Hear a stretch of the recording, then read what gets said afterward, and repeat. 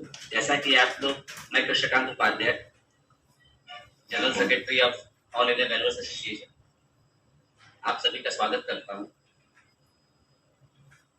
जैसा कि हम लोग जानते हैं कि सर एवरी मंथ के सेकेंड सैटरडे को हम लोग अपना एक वेबिनार रखते हैं, जिसमें टेक्निकल डिस्कशन हम लोग सभी उसमें पार्टिसिपेट करते हैं और अपने विचार रखते हैं। इसी क्रम को बढ़ाते हुए आज के दिन भी हमारा एक वेबिनार है,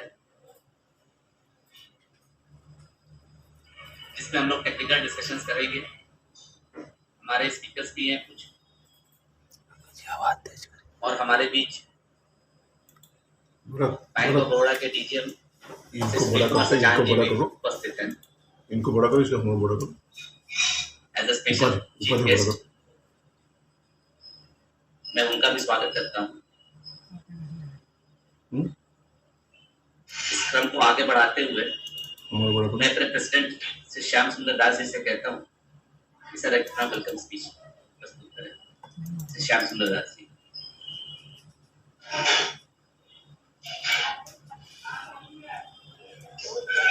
Today in our monthly regular program, webinar program, along with us, valuers from number of states, bankers, as well as the member of Institution of Engineers have joined to us today. So I would like to welcome all of them. Today as a speaker we have Sri Prabhat Srivastava from Lucknow, who will talk about plant and machinery scrap value, and from Delhi the chairman of IVA, Mr. Satish Kumar Bogra, will talk about the valuation of commercial property. So, on behalf of IVA, I would like to welcome both of them, and I am sure that they will talk on the subject which will be beneficial for us.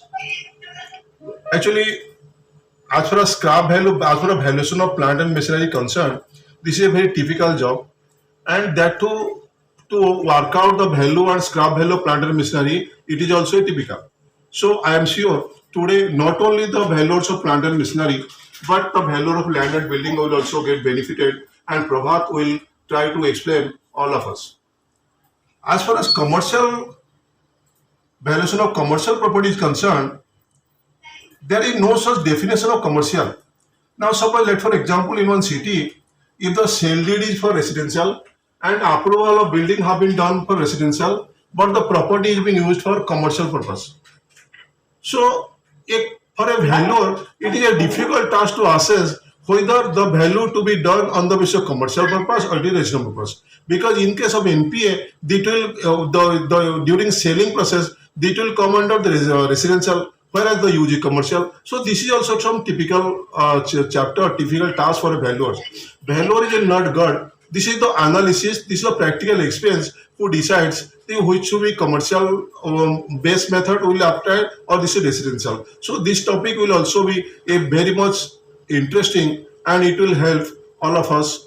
And I am sure Satish Bogra Sahab will explain. He is very much qualified and senior valuers of ours, so he will explain it clearly to us. Among us, we have a dynamic bank officer. As you know, from last month, actually, we have started these principles, and we are requesting some bank officers to be part of us. As you know, since as a valuer, we are also part of the banking systems. Without valuers, the banking systems, or you can say finance systems, will not be in success. So, along with us, a bank dependence will be there. To account for that, from last webinar, we have started requesting the head of the bank. And last month, Central Bank of India RM was a guest, and I'm really surprised to all of you know that the bank of the DGM is, of course, he is a very dynamic officer, but he is basically engineer, and we are also engineer. So today evening we are very much proud to have one DGM whose basic qualification is engineer. That means he is in our line. So I am sure he will try to understand what the problems we are facing. Of course, he is your chief guest, so we will not give any pressure to him. But somehow we have faces some problems, so I am sure he will try to understand it. I will try to sort out this problem. So, as a chief guest, I would like to welcome Sri Sunil Kumar Sachan, who is the DGM in Lucknow Zonal Office, Bank of Baroda. I, on behalf of IVA, would like to welcome him. After these technical problems, from last 15 days, I am observing that members are discussing about the non-payment, no payment, and late payment. Actually, if the valuers get their bread and butter from the work they are doing for the bank. That is the fees they receive is the most important factor for their management, their office, as well as their family also. So if the bank will not pay, if it will not pay timely, and there will no late payment, so this will become a very typical problem for us to manage the things. So considering the request from the members, after the vote of thanks by our General Secretary Sri K.K. Upadhyay, we will sit together for half an hour or say, and we will discuss about the matter. So after the technical program, you just don't leave the program, because we will discuss that.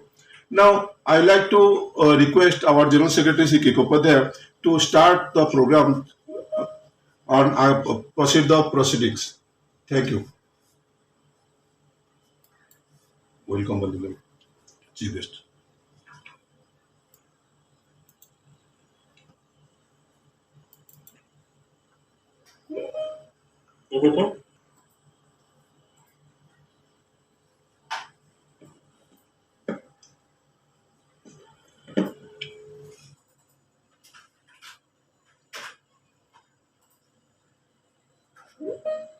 आवाज नहीं आ रहा, आवाज नहीं आ रहा.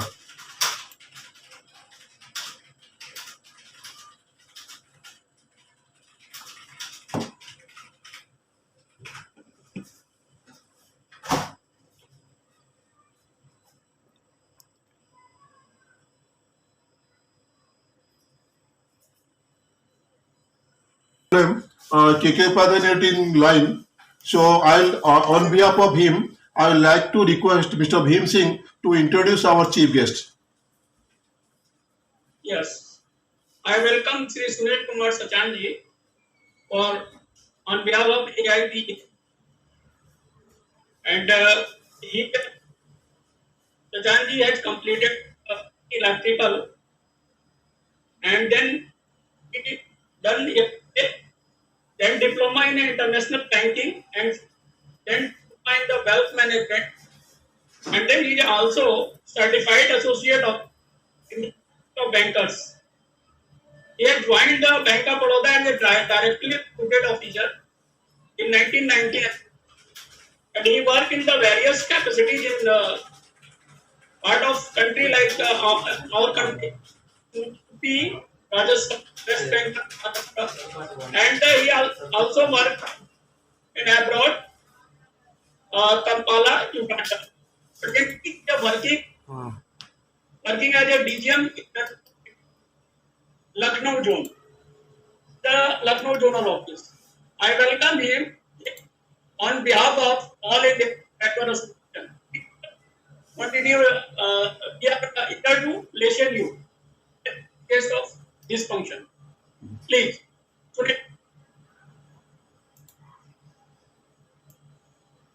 Yes, I was admin or not? Yes, you are audible. Thank you, sir. First of all, I thank IVA that they have given me an opportunity to interact with them, and General Secretary Upadhyay ji, President Mr. Das, and Chairman Engineer Bhim Singh sir. हम लोग कहते हैं ना कि दुनिया गोल है, तो ये मुझे लास्ट वीक मालूम पड़ा. When I was posted in Kanpur, I think in the year 2006 or 7. So when I saw the invitation signed by SS Das साहब, then I gave a call to Bhim Singh sir कि sir ये दास साहब वही है क्या जो कानपुर में थे? तो उन्होंने कहा हाँ वही है. तो मैंने फोन किया, तब मालूम पड़ा कि दास साहब तो मुझे पहचान नहीं पा रहे थे, लेकिन दास साहब हम लोग के पैनल वैल्यूड हुआ करते थे और बहुत ही डिसिप्लिन और टफ हुआ करते थे. तो मुझे अभी भी ध्यान है, कभी कभी हम लोग बोलते थे ना, जो एज ए बैंकर हम लोग रिक्वेस्ट करते हैं कि दास साहब थोड़ा सा देख लीजिएगा अगर वैल्यू बढ़ जाए. तो मुझे वो दिन याद आ गए। लेकिन दास साहब कभी भी डिबेट नहीं करते थे। तो उनका जो डिसिप्लिन था और कंप्लीट वेलवेयर के तौर पर जो उस समय बैंक ऑफ बड़ौदा को सेवाएं दे रहे थे, काफी दे रहे हैं, तो उसके लिए मैं शुक्रगुजार हूँ। और जैसा कि हम सभी लोग जानते हैं कि बैंकर का और वेलवेयर का तो चोरी दामन का साथ होता है। जैसा कि दास साहब ने अपने एड्रेस में बोला कि दोनों एक दूसरे के पूरक हैं, और इसलिए दोनों के बीच में आपस में अंडरस्टैंडिंग होना, ट्रस्ट होना बहुत जरूरी है। और इस टेक्निकल वेबिनार में जैसा कि दास साहब ने बताया कि वो सारे इश्यूज जो कभी कभी बुकिश तो नहीं मालूम पड़ते कि हो सकते हैं, लेकिन जब हम फील्ड पे आते हैं तो उभर के सामने आते हैं। और दास साहब ने बहुत अच्छी बात बताई कि जब वैल्यूएशन में हमने करना है तो उसमें बैक ऑफ माइंड हमारे दिमाग में जरूर होना चाहिए कि उसका मार्केटेबिलिटी क्या है।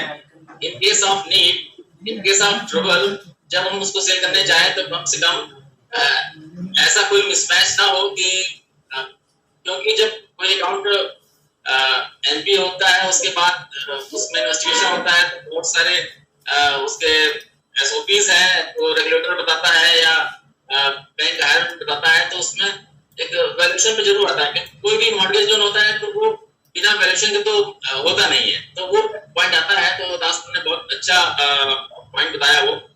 और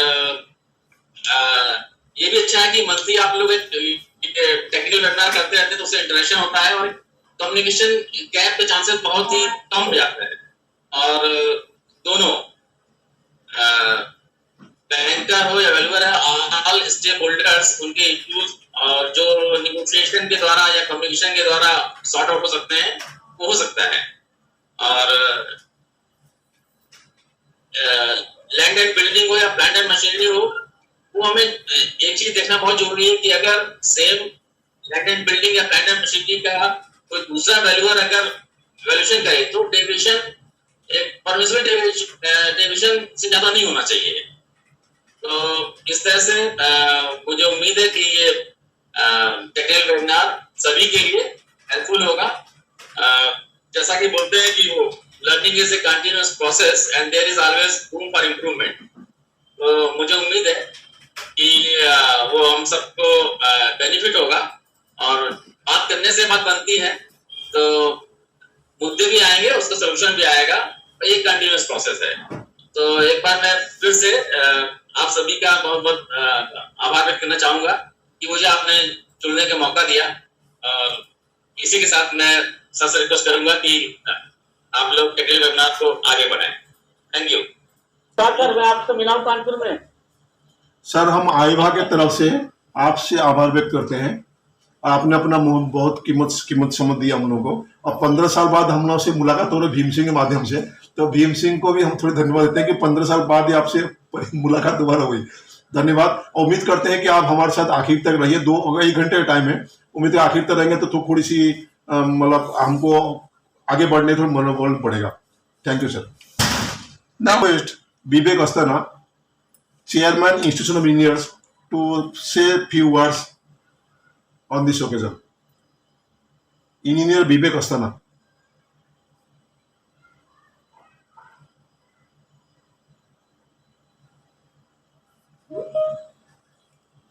तो हमारा पहला स्पीकर होंगे प्रभा श्रीवास्तव जो लखनऊ से हैं।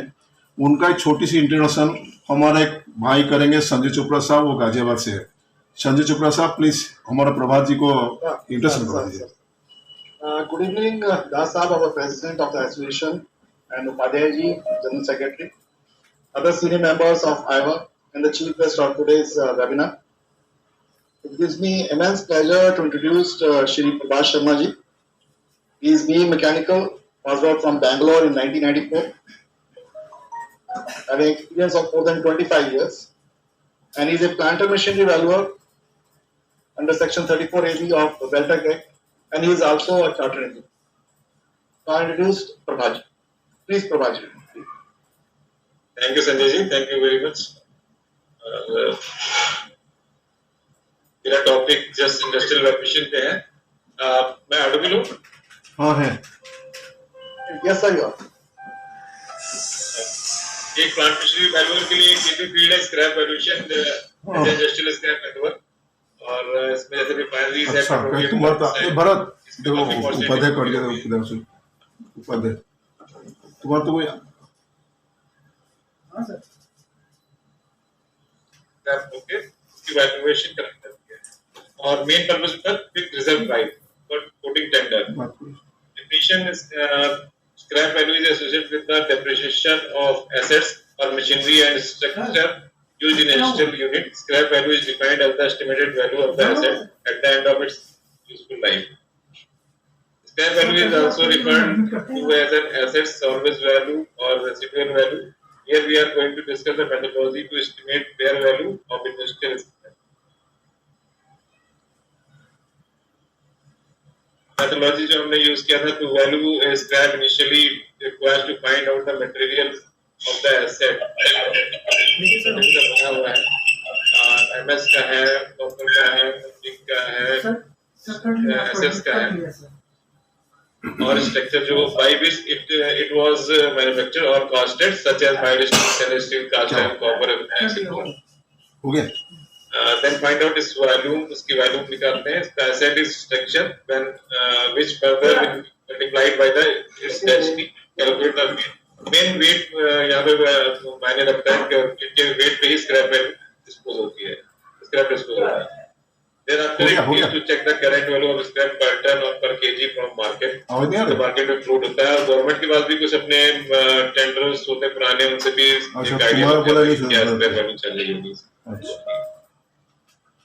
एक केस स्टडी मुझे मिला था एक प्लांट पेट्रोलियम प्लांट था जहाँ पे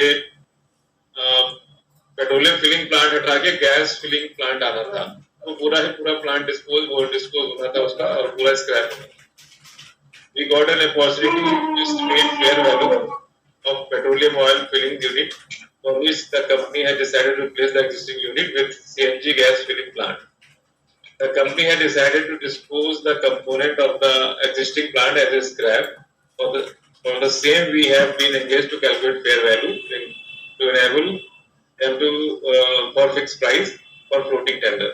During inspection, we suggested the officer to provide a list of items. मैंने एक list of items मांगा जो scrap होना था, जैसे pipelines था, tanks था, और भी items थे. We noted that the unit was commissioned in year 1993 and still in running condition था. We have taken ये फैक्ट्री है जहाँ पे ऑयल भरा जाता थी पूरा शेड ही पूरा और उसके साथ ये मशीनरी भी स्क्रैप हो गई पाइपलाइंस थे ये भी शेड था इसके साथ स्टेयरकेस था पाइपलाइंस ट्रांसफार्मर था इसकी फेंसिंग शेड है टैंक्स ये स्क्रैप जनरेटर और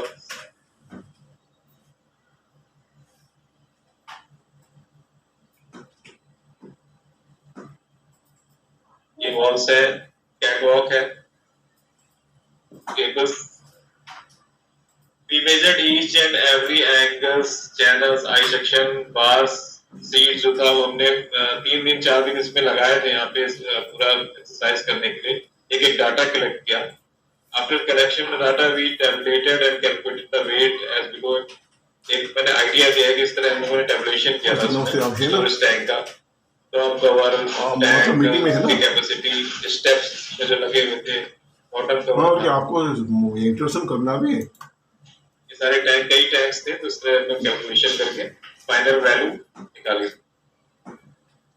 और बस छोटा सा टॉपिक था इसमें कंक्लूजन ये था कि for scrap weight of the material is important as the same can be sold in market by weight only. To value a scrap it requires skill and proper instruments. हम लोगों ने vernier ले गए थे wait नापने के लिए instruments ले गए थे वो सारे वहाँ पे लगाया था और to measure the structure knowledge of items used in fabrication knowledge of formula to calculate the weight सब होना चाहिए to calculate market value we should rely on the current scrap rate floating in open market on various website. बस ये हमारा छोटा सा topic था एक प्लांट एंड मशीनरी के लिए बताने की ये भी एक फील्ड है हमारे लिए स्कोप है इसमें काफी वैल्यूएशन का और गवर्नमेंट हमेशा ज्यादा इसमें काम कराती है, जैसे रेलवे हो गया, रिफाइनरीज हो गया, तो आप वहां भी अप्लाई करके अरे औस्ताना जी जो जुड़े होते थे ना अभी, इनको यादव जी को तो जुड़े नहीं मेरे ख्याल में यार। थैंक यू प्रभात जी, जल्दी करो उनका इंफॉर्मेशन, बड़ा वाइटल इंफॉर्मेशन दिया आपने, और हमारे भाई प्लांट मशीनरी के वैल्यूअर्स के हम लोग उसको आगे बढ़ाते हैं। मैं institution of engineer Kanpur centre secretary Shri Ramakant Yadav ji को आग्रह करता हूँ कि सर सतीश चंद्र बोगला जी का एक छोटा सा ब्रीफ इंट्रोडक्शन करते हैं। श्री रमाकांत यादव जी।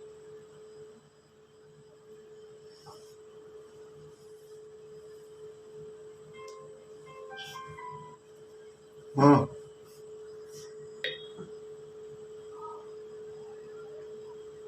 काफी अनुभव भी है इनको भाई वैल्यूएशन फील्ड में, कई जगह पर जो है सेमिनार्स भी कंडक्ट करते हैं। ये हमारे कानपुर में भी जब था नेशनल सेमिनार, उसमें भी उन्होंने भाग लिया था। निकल दो।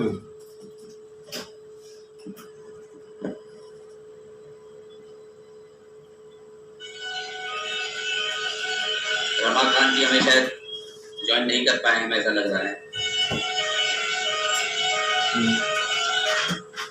सेक्रेटरी है और आर्टिकल बहुत सारे लिखते हैं। तो उनका एजुकेशन बैकग्राउंड जो है बीटेक सिविल में है और retired senior class 1 officer civil engineer है और प्रैक्टिसिंग वैल्यूअर है। वो एक्चुअली रिटायरमेंट के बाद ही प्रैक्टिस करना शुरू किए हैं। वो हम लोगों से बहुत सीनियर है। इन्होंने 35 साल जो है field of estimation, construction and evaluation of land and building में काम किया। अगले 2 साल उन्होंने जो management of company asset real estate में काम किया। इन्होंने 35 years of working experience civil engineer है और लैंड एंड बिल्डिंग के वैल्यूअर है, एम्प्लॉयड विद बैंक्स, और उन्होंने IBI से रजिस्टर्ड भी है। इनका जो ग्रेजुएशन हुई वो 1980 में हुई फ्रॉम कर्रेग engineering college in civil stream. और ये road, sewerage, drainage, water supply network में इनका बहुत सारे एक्सपीरियंस है। और क्वालिटी एश्योरेंस काम भी वो देखते हैं, बिल्डिंग मैनेजमेंट और वैल्यूएशन वार्ता। खैर अभी उन्होंने जुड़ा है ऑफिशियली, क्योंकि अभी तक उन्होंने 35 साल सरकार का सेवा करते रहे और अलग अलग पोस्ट में रहे। तो वैल्यूएशन में अभी उन्होंने एंट्री करी, लेकिन उन्होंने अभी एंट्री करने के बावजूद भी उन्होंने बहुत सारे आर्टिकल लिखी। हमारा PSID में जो टेक्निकल वेबिनार सेमिनार हुआ था ऑफलाइन पे, तो वो भी आए थे, उन्होंने एक अच्छा स्पीच उन्होंने दिया था। तो मैं बोगरा साहब से निवेदन करता हूँ वो भी आगे आके कुछ अपना सब बोले। धन्यवाद।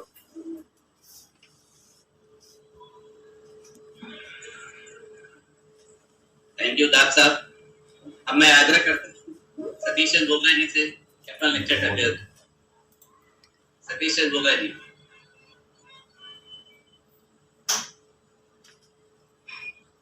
से रमाकांत यादव जी ने ज्वाइन किया है। इंट्रोडक्शन तो हो चुका है, लेकिन मैं फिर भी आग्रह करता हूँ रमाकांत जी से कि सर आप जो खाली वेलकम कर दीजिए। वेलकम बोगला साहब के नाम से करते हैं। वेलकम। रमाकांत यादव जी जो Indian institution of engineers Kanpur के सेक्रेटरी हैं। रमाकांत यादव जी।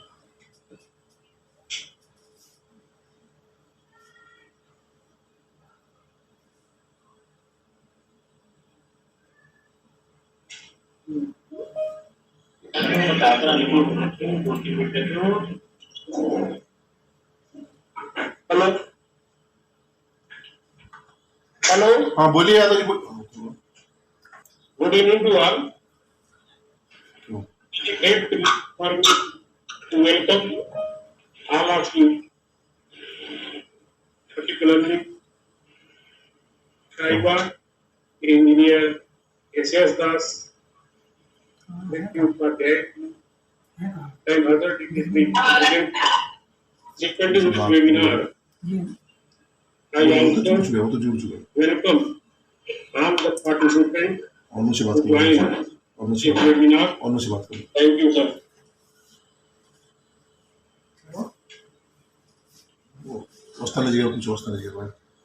BA President Shri Das ji, Upadhyay ji, other organizers, and my valued friends. Like Shri Das ji had mentioned that I am a very late entrant to the field of valuation, having started only after superannuation. But valuation appeared to me as a very interesting field, so I thought maybe I should start practicing at the earliest, soon after superannuation. I started that, got myself registered under 34 EAB, and I became a registered valuer as well, having cleared that IBA exam. See, valuation is a very vast field, we all know. We do encounter many a problem on day-to-day basis. We solve them in our individual capacity, as well as we take advice of others, and then we refer to the classics. All the written material that is available is of great value to us all. There is a great distinction between certain things. Sometimes we presume that the cost, price, and valuation being three different things. Of course, there is a very thin line which separates them. Whereas cost is the expenditure to produce a commodity which has a value, and price is the cost of that commodity plus the profits that the profit or reward that the producer of that commodity or asset includes. And value is what? Value is not inherent in the property. Value is determined in the open market by the forces of demand and supply. Value is a function of time, and value is only an opinion. We have to consider this aspect in all our assessments, because unless a holistic view is taken towards assessing a value, we cannot get to the correct market value. Because unless the correct market value or almost correct market value is assessed by technical people, in the event of defaults, the lenders will not be able to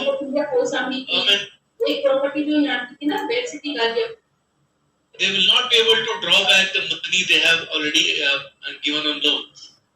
So then things will they will go to the extent of becoming NPA. This is a very, very serious thing. Most of the NPAs that happen are not just because the market value is not assessed by valuers only. There are certain other factors also. Like we said, the perception of value that we have in our mind has to have the realistic background so that we are able to come to a conclusion that the value is akin with the market forces. Unless that is done, the valuation process will not have any meaning. After all, bankers, NBFCs, they turn to us for what? To give us an assessment of a realistic value, a realistic market value, at which the commodity or the asset will change hands in the times of distress and in the times of default. And in order to assess this value, we have certain 2, 3, 4 different methodologies. We all know. One is the market approach or the land and building method. We all know we calculate the price or cost of the land and that of the building. We amalgamate it and then we come up with value.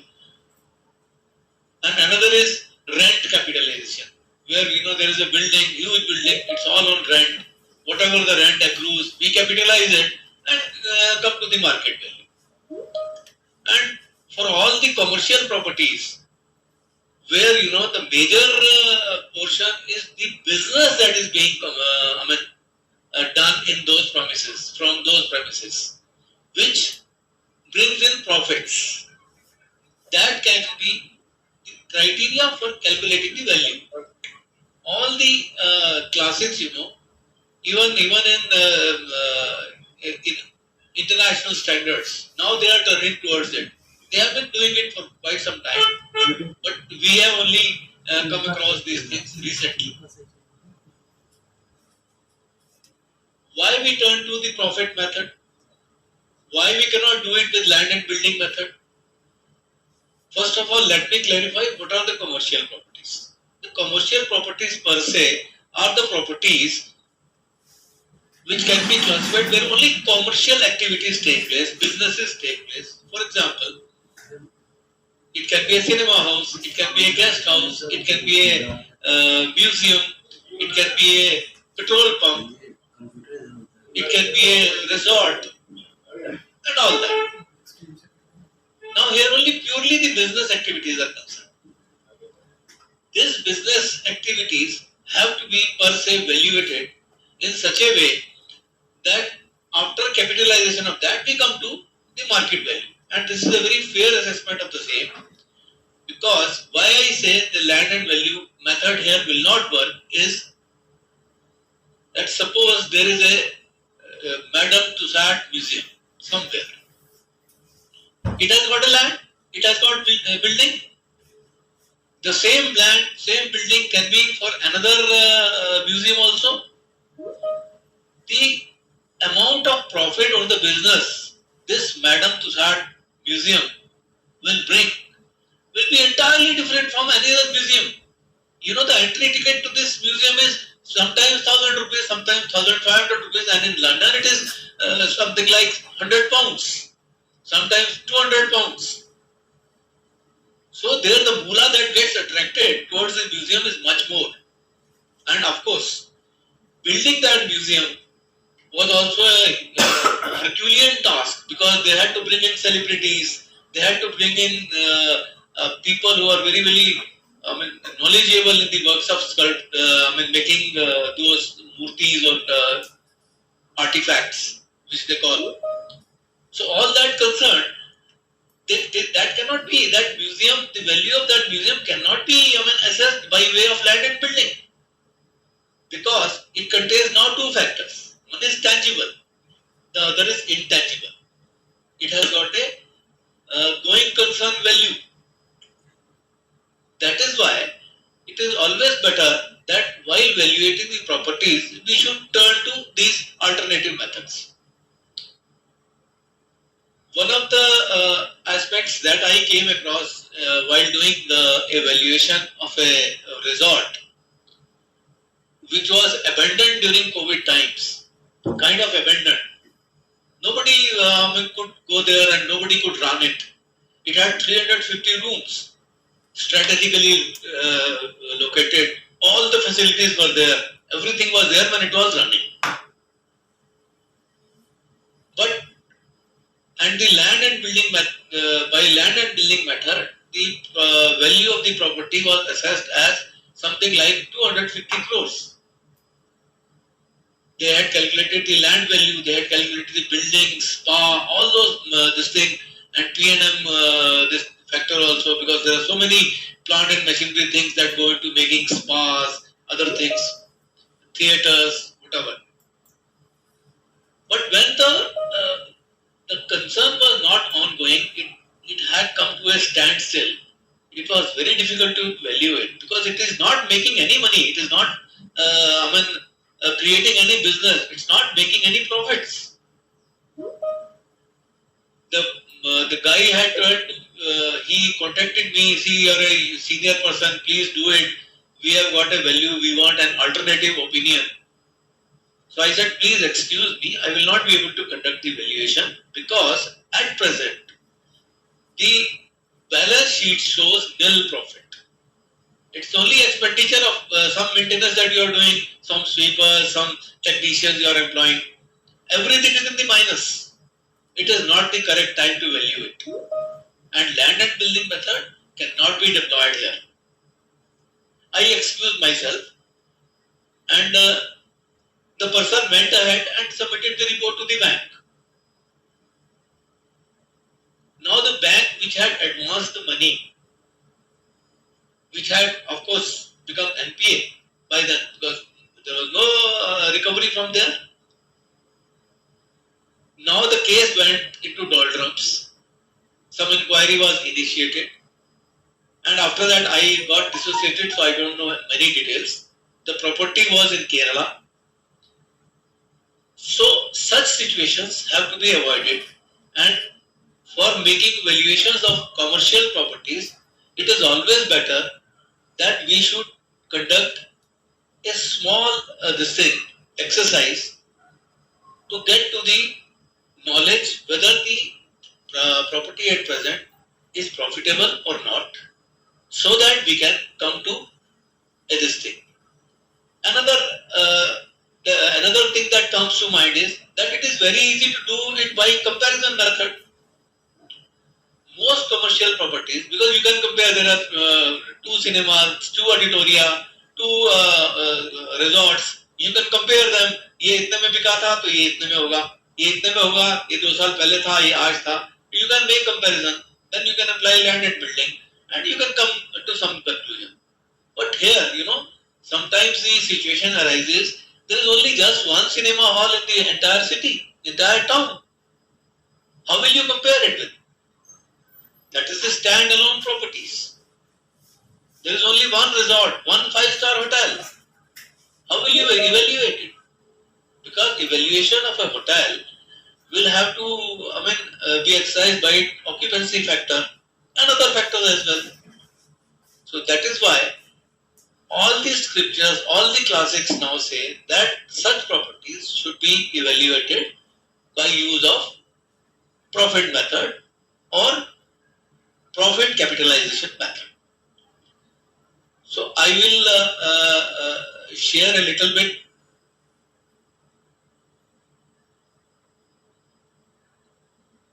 Can you all see my slides?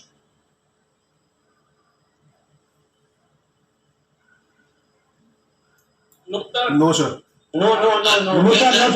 Just give me a second.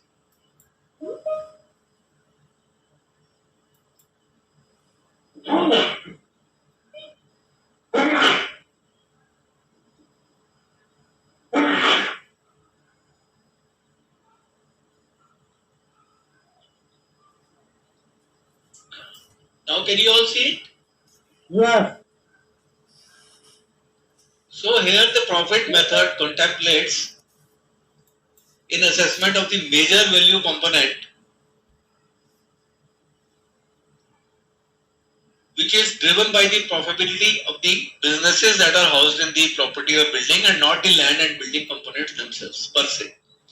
This method is appropriate for commercial ventures like hotels, guest houses, pubs, auditoriums and cinemas. The pros and cons of this method vis-a-vis most popular technique of valuation of such properties, that is comparison method or land and building method, are too glaring to be ignored. More often than not, the comparison method cannot be applied in standalone situations like I explained. There is only one property. How will you compare it? However, the suitability of the comparison method is also limited, that it only takes into aspect the tangible aspect of the asset. And the intangible aspect of the asset, that is ongoing concern, cannot be assessed by comparison method. Commercial properties such as hotels, guest houses, pubs, auditoria are typical examples where such properties, being one-off properties in the area, is more often than not the case and comparison method is found unsuitable. So I have tried to apply this profit method, which is basically an income method. This is one of the approaches of income approach, which is simply applied to assess the yield from this property. Here, what we do is that future flow of the profit is forecasted and capitalized to arrive at present value of the asset. Normally, we take last 3 years balance sheet to find out the average profit, and we simply forecast it for the coming 3 years. Taking into consideration that the going concern is healthy at the time of valuation, it is money earning, and it is well maintained and all those things. So I prepared a small case study wherein these figures are very old ones. They cannot be contemporary, but still, just to give you an idea, I have considered a small town cinema, which which is centrally placed in that town. It has a capacity of 800 seats. Out of these 800, there are 200 lower stall seats, 300 upper stall, and 300 balcony seats. And ticket rates, I have assumed that to be 30, 40, and 50 respectively. And I have assumed that there are 4 shows that are exhibited in a cinema theatre, which is normally the routine. So first of all, I have tried to assess the outgoings from this business. Outgoings would be that entertainment tax will have to be shared. I have assumed that 30%. See, cinemas don't run to full capacity all the time. So I have assumed that there will be vacancy of say 30%. Now the owner of this cinema, is going to have some profit, of course. Why would he go into business if doesn't have it? So a percentage of 15% has been assumed in that. Now we know that the cinema can be run only by a distributor of film. That distributor who has produced the movie, who has spent so much of money in getting the rights of filming and exhibition. He claims that I will have 50% of the profit of the net income that accrues from these shows. And there will be staff, some salary will have to be given. There will be some consumables definitely. There will be electricity, stationery, some miscellaneous expenditures, and of course, the property tax and insurance will have to be factored. And now, what will be the incomings? Incomings will be through advertisements. There will be showcases which will showcase this is my product, that is my product. There will be displays on the walls. There will be snacks counters on rent, and there will be some miscellaneous income. So while calculating the income from the cinema in a year, I have done the calculation by way of that ticket rates, and total income per show comes to 33,000. And with 4 shows per day and 30% vacancy, the gross income in 1 year accrues to 37 lakhs, 26,000 and all. Then entertainment tax goes out, net income comes. Then you get income from the there is some calculation mistake. The total gross income per year accrues to 3 crores 37 lakhs 26,000. Now out of this, all these other incomes like advertisement, showcase rentals, wall displays, they come to 1,74,000 in a year. Total income becomes 2 crores 37 lakhs 82,200 after outgo of the tax. Now, all the expenses that were promised to the distributor, all the salaries, all the consumables, electricity, stationery, they are all deducted from this. And then there is this aspect of depreciation. You all know depreciation plays a very important role. So, on the machinery part, a depreciation of 20% has been applied on the date of valuation. This is something which has to be decided by the valuer itself. The building depreciates at 2.5%, and furniture at 15%. The repairs also at. So the net profit, owner's profit that accrues to him is 35 lakhs 67,330. And then after accounting for the owner's profit, the net income works out to 2 crore 37 lakhs 82,200 minus all outgoings. The figure comes to 75 lakhs 68,770. Of course, these figures you can always calculate at your own level. Now, coming to the tangible and intangible aspect of valuation, I have assumed, and Plus Classic suggests that way only, that while giving weightage to intangible assets, 80% of this should be considered, and while giving weightage to the 20% share should be given to intangible assets. And intangible asset, reputation of the cinema, its maintenance, its name and fame. Everybody knows why would I go to a particular cinema to watch a movie, because there is very good billing, very good plush seats, time से start होता है cinema, time से finish होता है, कोई उसमें राउंडिज्म नहीं होता, बड़ा अच्छा डिसिप्लिन है, टिकट बिठा देते हैं, like all those things accrue into the intangible part of it. So I have capitalized it.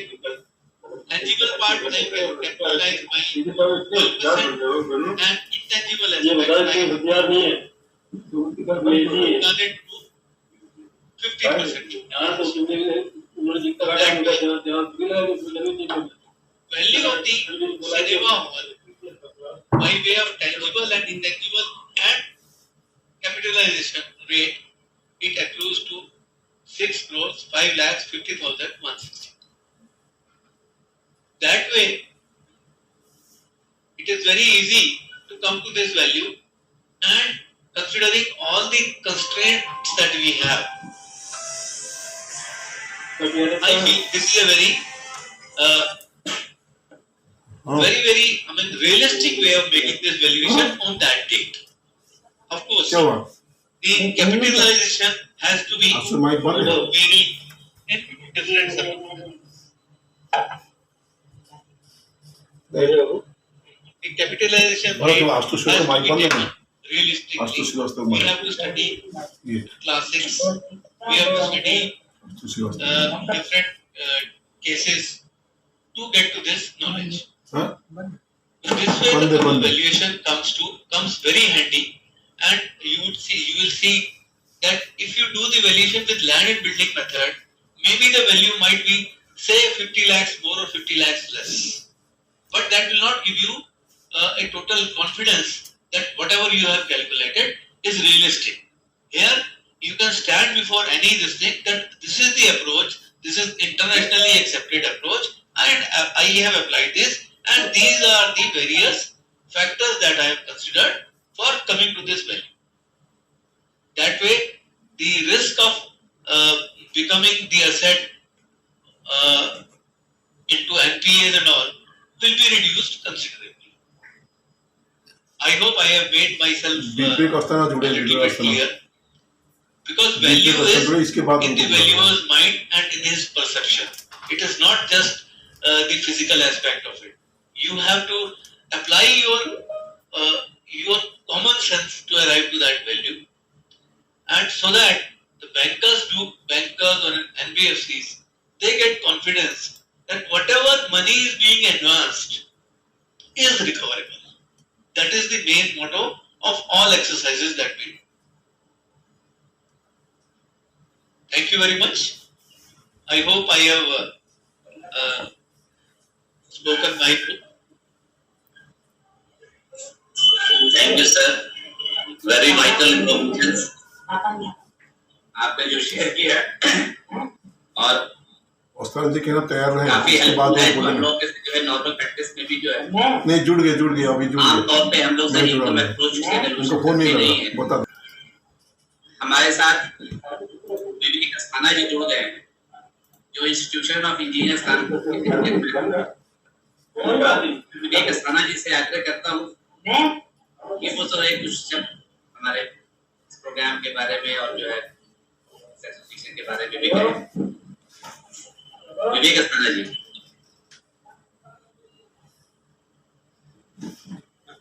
नमस्कार सर। सर नमस्कार। नमस्कार, am I audible? Good evening Yes, sir. everybody. Yes, sir. सबसे पहले तो इस वेबिनार के मुख्य अतिथि महोदय श्री सुनील कुमार सचान साहब, डीजीएम बैंक ऑफ बड़ौदा, हमारे एक्सपर्ट स्पीकर्स श्री प्रशांत श्रीवास्तव साहब, श्री सतीश चंद साहब, आप सबका बहुत बहुत हार्दिक स्वागत करता हूँ। स्वागत करता हूँ हमारे इस प्रोग्राम के कन्वेनर श्रीवास्तव साहब का, हमारे महासचिव ऑल इंडिया बालवर एसोसिएशन के उपाध्याय साहब, और हमारे आईई के आर.के. यादव साहब का, इन सब के पीछे जो मेन ऑब्जेक्टिव है, जिनका मेन प्रयास है, हमारे ऑल इंडिया बार्बर एसोसिएशन के अध्यक्ष श्री एस.एस. दास साहब, मैं इनका बहुत आभारी हूँ कि इन्होंने इस तरह का ये प्रयास शुरू किया है। और मैं इस प्रोग्राम से जुड़े आप सभी बार्बर्स का, सभी पार्टिसिपेंट्स का, सभी सम्मानित सदस्यों का स्वागत करता हूँ। इनफैक्ट ये वाल्वेशन एक वाकई बहुत ही चैलेंजिंग जॉब है, और इसमें हम सभी को, जो लोग काम कर रहे हैं, तो जो रेगुलेशंस हैं, जो एक्टिविटीज हैं, जो रिसेंट डेवलपमेंट्स हैं, इससे अपडेट रहना बहुत आवश्यक है। तो ये एक प्रयास है जिसमें कि मैक्सिमम हम लोग, काफी लोग जुड़ते हैं, और इसमें जो भी लेटेस्ट डेवलपमेंट्स है चर्चा होती है, बहुत ही उपयोगी टॉपिक्स पे लेक्चर होता है, अपने आइडियाज लोग शेयर करते हैं। ये वाकई हम लोग के लिए एक सौभाग्य की बात है, और इसके लिए जो है मैं आभारी भी हूँ। हमारे सारे गेस्ट स्पीकर्स का पास में भी जो है वो काफी इंफॉर्मेटिव लेक्चर्स मिले हैं। फोटो नहीं आ रहा इस है फील्ड में जो भी चैलेंज है, इससे हम सभी लोग जैसे खत्म हो फोन करना, फोटो दीजिए तो हम एक फोटो इसमें हमें लगता है कि हम लोग को भी जो जैसे खत्म हो जाएगी तो है, फोन करना, कि हम अगर मौका मिले तो या किनारा दिखा दे तो भी फोटो दीजिए। इसको एलिवेट करें, इन सब चीजों पे काफी ध्यान देने की जरूरत रहती है। तो जो भी है, इस प्लेटफॉर्म से, इस वेबिनार के माध्यम से हम लोग को काफी जो है ये उपयोगी सिद्ध हो रहा है, और इसमें काफी इंफॉर्मेटिव चीजें हम लोग को प्राप्त हो रही हैं, हम लोग को सभी बार्बर्स को। इसके लिए हमारे ये महासचिव महोदय का और हमारे बार्बर एसोसिएशन के प्रेसिडेंट महोदय का पर मैं फिर से आभार प्रकट करना चाहता हूँ। धन्यवाद सर। धन्यवाद। ये इंजीनियर्स सभी जानते हैं हम लोग कि हम लोग फील्ड में इंजीनियर्स का बहुत बड़ा योगदान रहता है, और आप institution of engineers Kanpur centre के चेयरमैन हैं, तो हमारा बस ये आग्रह है कि सर जो है ये इस फील्ड को भी जो है साथ में जोड़ते हुए हम लोग आगे काम करते रहे। अब मैं इस फोरम में आग्रह करूंगा, जिस किसी को भी कुछ भी टेक्निकल डिस्कशंस हो, वो एक एक करके जो भी सवाल हैं, हमारे दोनों स्पीकर्स भी हैं और भी टेक्निकल आदमी बैठे हुए हैं, हम लोग जो भी डाउट्स हो एक एक करके पे हैंड्स रेज करके पूछ सकते हैं। हेलो,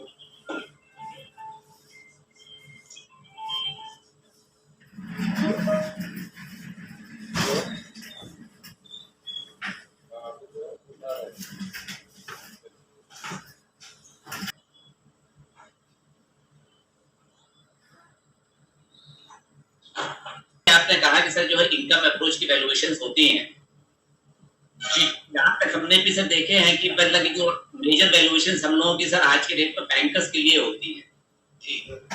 इनकम अप्रोच अगर मान लीजिए हम लोग सर जब फंडिंग करनी है, लोन देना है, हमने इनकम अप्रोच के हिसाब से वैल्यूएशन कर दिया जी, बाद में खाता एनपीए हो गया जी, और सर वो सर हम सर वैल्यूएशन करने जाएंगे, वहां तो सर इनकम रहेगी नहीं। तो सर क्या मतलब कि भाई वो अप्रोच जो हमारा पहले किया गया वो गलत था, बैंक तो यही मानेगी कि सर आपने पहले वैल्यूएशन किया और आज जो है सर प्रॉपर्टी चाहे मैं भी उसकी रिकवरी हमें उतनी नहीं हो पा रही है जितनी आपने वैल्यूएशन की थी, क्योंकि बैंक को तो मेनली कवर करने की बात होती है कि हम कितना उसमें रियलाइज कर सकते हैं, और इसी एसेट्स की जो मोटिव भी जो बिहाइंड है कि ट्रिपल मॉर्गेज करके जब खाता खराब हो जाए तो जो वैल्यूएशन है वो हम रिकवर कर सके जी। हाँ, तो सर इस पे जो डिफरेंस अगर होगा तो उसको कैसे टैकल कर सकते हैं हम लोग? देखिए जी, ये ऑल दी जो लोन्स या जो कुछ भी एक्सटेंड होते हैं उनके पीछे आप वैल्यूएशन करते हैं उन्हें पर्टिकुलर टाइम लाइन। ये आप मानेंगे कि आज की डेट में मैंने जो देखा मैंने किया, आज से 3 साल के बाद जैसे कोविड आ गया, इट्स एन एक्स्ट्राऑर्डिनरी थिंग, ठीक है ना जी। उस वक्त तो आपके पास सामने क्या है, उसके बाद nobody is restricting you to evaluate the thing from another aspect, from another approach। कोई आपको रोक तो नहीं रहा ना जी। आपने उस दिन की जो वैल्यू निकाली वो रियलिस्टिक थी। Even in a court of law, when you say how did you do this valuation? आपके पास इंटरनेशनली एक्सेप्टेड नॉर्म्स हैं, मैंने ये अप्लाई किया और कर दिया, मेरी उस दिन की वैल्यूएशन ये थी। 2 साल पीछे कोविड आ गया, उसकी इनकम खत्म हो गई। अब आपको अपना एक कॉमन सेंस लगानी है कि भाई 2 साल जब ये आज से 2 साल बाद चलेगा, इवेंचुअली ऐसा तो नहीं है कि डेड हो जाएगा। A 200 crore building will not die down in a day, it will, इसको रिवाइव करने के लिए कुछ पैसा लगेगा। Definitely that aspect will have to be borne in mind. और उसके रिवाइवल के बाद जो भी उसकी, like I said, we have to forecast things. Income approach में आपको फोरकास्ट करना बड़ा जरूरी है on the basis of the past preference. तो जो आपका बीच का पोर्शन है, डेड पोर्शन है, उसको आप इग्नोर करेंगे और उसका जो सुनहरे दिनों वाला पोर्शन था उसके दम पे उसको फोरकास्ट करेंगे। But definitely you will take it to account the expenditure part जो कि उसको रिवाइव करने में लगेगा। So the difference in valuation will not be gigantic, it will be minuscule। और आप देखेंगे उस हिसाब से जब आप फोरकास्टिंग के बेस पे करते हैं, आपका डिफरेंस बहुत ज्यादा नहीं आएगा, वो उतना ही आएगा जितना कि एक्सपेंडिचर पार्ट जो उसको रिवाइव करने में लगा। After all this is internationally accepted, they have been doing it and they are very successful in this। So आप जब 3 साल के बाद आप लैंड एंड बिल्डिंग से भी करेंगे उस वक्त, तो लैंड एंड बिल्डिंग में भी बहुत सारी डिप्रिसिएशन, बहुत सारी चीजें लेंगे, कोई बहुत ज्यादा डिफरेंस उसमें भी नहीं आएगा। But it would be always prudent to keep the same methodology, but ignoring the distress period, ignoring the period which was when the commercial venture was not in operation। So you will see, you will arrive at a reasonably close picture and you will have the answer कि मैंने तो जो भी किया है it is as per scriptures, as per classics, और बिल्कुल मैंने correct एक एक चीज, एक एक balance sheet। After all you have a basis for that assessment ना, you saw the balance sheets कि जितना प्रॉफिट इसने बनाया पिछले 3 साल में, ये एवरेज प्रॉफिट था, 2 साल डेड रहा, आने अब रिवाइव हो गया, उसमें इतना एक्सपेंडिचर लगा। आने वाले 3 साल में जब ये वापस आ जाएगा, after all things will come back to normal after making those expenditures, क्योंकि सब कुछ खत्म तो नहीं हो जाता ना। तो उसको आप फोरकास्ट करके, और दूसरे एक आप बड़ा ही अच्छा वो ले सकते हैं, जो कैपिटलाइजेशन में एक रेट रहता है, वो रेट जो आपने पहले अप्लाई किया था, you can modify that rate as per your assessment कि भाई चीजें धीरे धीरे पिकअप होगी। मैं आज 7% कैपिटलाइजेशन लेता हूं, तो मैं ठीक है, जितना कैपिटलाइजेशन की रेट कम होगा उतना उसकी वैल्यू ज्यादा होगी, मैं कैपिटलाइजेशन का रेट थोड़ा कम कर, थोड़ा बढ़ा दूंगा, रेट बढ़ा दूंगा, तो उससे उसकी वैल्यू एडजस्ट होगी। So these safeguards the valuer has to take as a common sense. इसका और कोई चारा नहीं है, बिकॉज जो भी आप कर रहे हैं वो कर बिल्कुल उससे रहे हैं, और income approach is something which is not going as far as commercial buildings और कमर्शियल वेंचर्स आर कंसर्न। उसके ये दोनों एस्पेक्ट्स टेंजिबल, और आप जब लैंड एंड बिल्डिंग से वैल्यू करते हैं तो आप सिर्फ टेंजिबल पार्ट की करते हैं ना, इंटेंजिबल की तो आप कर ही नहीं पाते। You can not do the valuation of the intangible part. The intangible part also has a weightage। I have seen in the case of cinema hall, I considered an intangible aspect of say 15%. But I came across one of the evaluations done for this Madam Tussauds Museum in Delhi, which has gone bankrupt. He considered the intangible part as 40%, because for him the land and building did not have any meaning. It is the earning from that. Because during the COVID, the enterprise was shut down. Nobody used to go, and all those statues are made of wax. A lot of expenditure is given, a lot of royalty is paid to the celebrities, and all those things. He considered this intangible part to be so much. So, for valuation of such a situation, you cannot go for land and building. The land and building एक कमरा और छत की value लेके आपको किसी भी stage के ऊपर उसकी वैल्यू नहीं दे पाएंगे। एवरीबॉडी लेकिन जब से खाता खराब हुआ, आपने बोला कि सर जो आज की डेट में बिजनेस एक्टिविटी बंद है, तो हमने वैल्यूएशन को सर ये कर दिया, आपने आपको विड्रॉ कर दिया, तो आपने सर तो वैल्यूएशन देने से मना कर दिया। हाँ सर आपने यही कहा। कैसे बात बनेगी सर? Exactly। मैं उसके लिए अपना बताता हूँ। Like I told you, I am a very new entrant to the field of valuation. This is an accepted fact. I could have done the valuation जैसे मैंने आपको एक्सप्लेन किया, बड़े आराम से मैं कर सकता था, उसको दे सकता था बिल को, लेकिन मेरे दिमाग में बहुत सारे प्रॉब्लम्स आ गए कि मैं करूं या ना करूं. It's a major valuation. It is going to invite. See that the case has gone into SFIO, Serious Fraud Investigation Organization. And you are when you are new to the field, you are not well versed with so many things. It is always better to withdraw. Because if I am not sure of something, if I am not on a strong footing, there is no point into venturing into this. But of course, the valuation can be done. And when we refer to so many classics, they said no, you can't write off the enterprise totally. You have to just cooling off period has to be considered. Things are going to revive. It's a 2 years time, 3 years time. You forecast that. Less you account for the expenditure to revive it, and you give the valuation.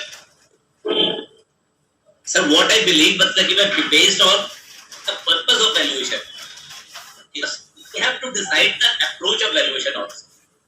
Correct. Purpose हमारा sir है, जब आपकी जो income approach जो है business valuation, you are talking about business valuation as such complete business including tangible and intangible.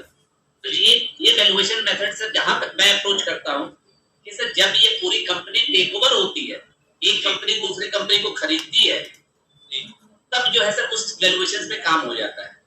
लेकिन sir जब हम लोग का पर्पस है कि सर बैंक की जो हम लोग सर जो है सिक्योरिटी के लिए करते हैं, तो हमारे ख्याल से मैं ऐसा लगता है कि सर जो है वैल्यूएशन पॉसिबल नहीं हो पाएगा.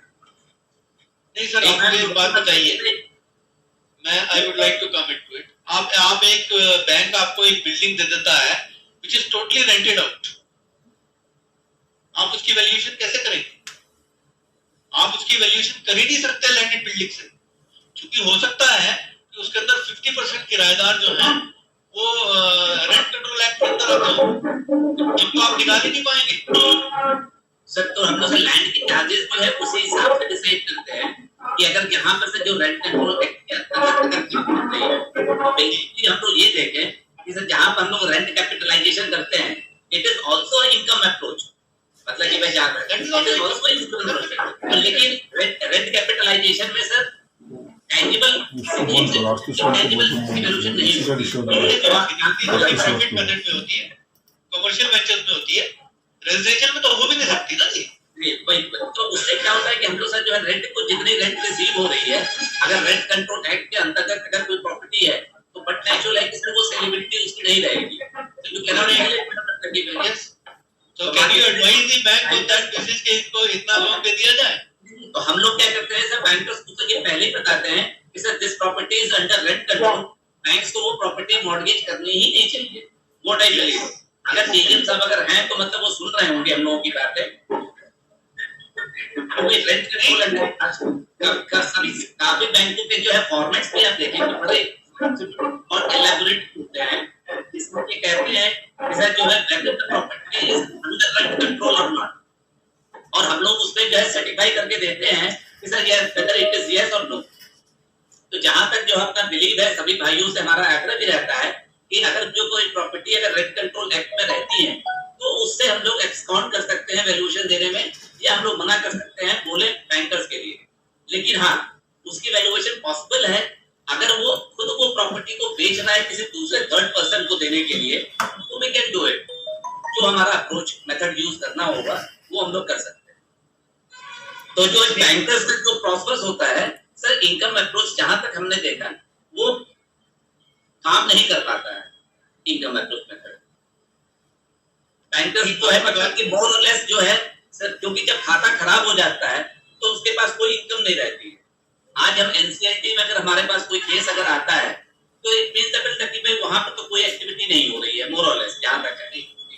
तो सर वैल्यूएशन तो फिर इनकम अप्रोच के हिसाब से तो जीरो हो गई, क्योंकि सर जो भी होगा हमारे लॉसेस होंगे. लॉसेस हमारे से जितने भी हैं कंपनी में एक्यूमुलेटेड लॉसेस होंगे, क्योंकि एक दिन में एनसीएलटी में खराब खाता होगा नहीं, और एक्यूमुलेट करके सर लास्ट में हम देखेंगे वो इतने फाइल अप हो जाते हैं कि सर उसका जो है कोई काम नहीं होता. तो बैंकर्स क्या करता है कि ठीक है भाई कंपनी एज सच बंद हो जाएगी, जो हमारे पास एसेट्स मॉर्गेज है हम उस एसेट्स को उठा करके सर बेसी में या जिस डीएम पे जाएं अपना हम उसको सेल आउट करके जो रेवेन्यू हमारे निकल सकती है, तो मोर और लेस ऐसा लगता है कि सर जो है बैंकर्स को लैंड बिल्डिंग और प्लांट मशीनरी में जो है ज्यादा इंटरेस्ट रहती है बनिस्बत से जो है इंटेंजिबल एसेट्स की। तो हम लोग का ये पर्पस काफी डिपेंड करेगा, मुझे लगता है कि भाई मैं करता हूं। Sir here I would like to add, आपने देखा होगा जितने भी केसेस एनसीएलटी में जाते हैं, जो लिक्विडेशन में चले जाते हैं, आप देखिए कि उनके अंदर कितना परसेंट हेयर कट होता है।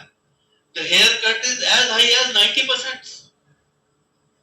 या पीपल मतलब 90% अपना पैसा जो है लूज कर देते हैं। So in such cases, that is due to sir जो है जो सीसी लिमिट होती है जो अगेंस्ट स्टॉक होता है, क्योंकि जब खाता खराब हो जाता है तो स्टॉक जो होता है वो बिल्कुल जीरो हो जाता है। हमारे ख्याल से किसी बैंकर्स को चाहे किसी भी इंडस्ट्रियलिस्ट को जब अकाउंट एनपीए हो जाने के बाद स्टॉक तो बिल्कुल नहीं मिलता है, स्टॉक तो बिल्कुल जीरो हो जाती है। सिर्फ जो रह जाता है दैट इज द जो है मूवेबल और इमूवेबल एसेट जो रहती है बस वो रह जाती है। और वो भी उन पे कितनी स्क्रैपेजेस लग जाती हैं। And the buyer you know he, आप उसके सामने उसको पता होता है बायर यू नो जो हु इज रेजोल्यूशन एप्लीकेंट, उसका तो एक ही मकसद है कि मैं 500 रुपए की चीज को तो 50 रुपए में खरीद लूं, तो मेरा क्या जाता है, मीटिंग होती है, सब कुछ होता है। दैट इज व्हाई एनसीएलटी के आगे बहुत बड़े क्वेश्चन मार्क्स आ रहे हैं कि ये हो क्या रहा है कि उस व्यक्ति ने 500 रुपए की चीज थी जो 50 रुपए में बिकी है। नो, एक तो प्रोसेस 2.5-3 साल चलता है और एंड ऑफ द डे अगर लिक्विडेशन में वो चीज चली जाती है तो एवरीबॉडी लूजेस। सो मैंने गोसाल साहब कुछ पूछना चाहते हैं। मैंने गोसाल साहब, हाँ जी प्लीज। Actually, 20-80% का जो मिक्स है, 20% intangible and 80% tangible. The 20% intangible is the features of goodwill. Yes, goodwill, going concern value, reputation, goodwill, and its capacity to maintain the same level of ये बस ठीक है, मुझे फोन किया था in the तो coming 2-3 लोगों years. लाइव है ना, That is very important. And the 20-80 sir, वो चुपड़ा भी है this can vary also. Yes, this can vary. No, it's not fixed. In the case of cinema, I have taken it as 20-80. But like I told you, in the case of Madame Tussauds Museum, I came across a valuation. One of my friends did it. He assumed the intangible aspect of it to the as high as 40%. Because there the intangible things were much more high.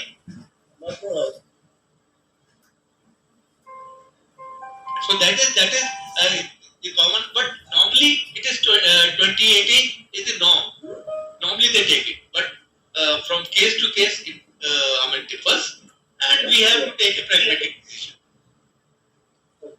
वो संजय चोपड़ा था और Also कोई there is संदेश another Singh था aspect मेरे I would बनाए like to साथ point है, out, because since this rate of capitalization Sanjay Singh has to be borne in mind, because that will determine the value, and that has to be taken into account. Even our bankers would agree that this capital, people who are finance, they know the capitalization is a very those SFA valuers, they do it through these methods only. They do the valuation of their shares and all. The rate of conversion is also 12% and 6%. What is like that? No, I have assumed for a cinema it should be like this, 12 and 15. See, in residential property the capitalization sometimes आप 25 करोड़ की property में आपको क्या 1% भी किराया नहीं मिलता है, तो you for that you go capitalization आप 10% ले लेते हैं, बिजनेस सेक्टर में 6% ले लेते हैं कैपिटलाइजेशन आप. The lesser the rate, the more will be value. The more the rate, the lesser will be the value. So for this, the valuer has to be he has to remain very vigilant about the market trends. That is why all these these commercial sites, they give you trends in valuation. They give you graphs. You study those graphs and you will come to know what is the average capitalization now being considered.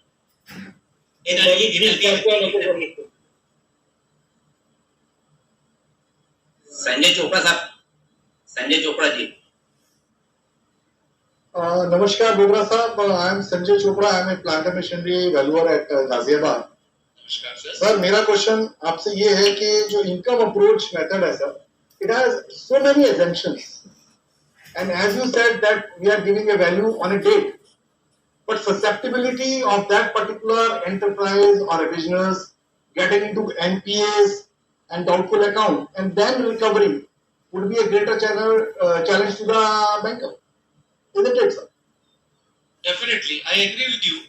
But how else will you do it if you don't follow this? Because end of the day, with every passing this thing, things are depreciating. You know that depreciation will be there. In the case of plant and machinery, the scrap value assumes a lot of importance. It may not be so in the case of buildings, because building they depreciate by say 1% per year or whatever. So this has to be borne in mind. See, valuation is a function of time. That has to be kept very, very clearly in mind. Whatever I am doing on this particular day or date. I am not responsible what is going to happen 10 years down the line. I cannot assume responsibility. See, you are evaluating a car manufacturing plant. The car model today is selling like hotcakes. Tomorrow another technology comes and only EVs are manufactured.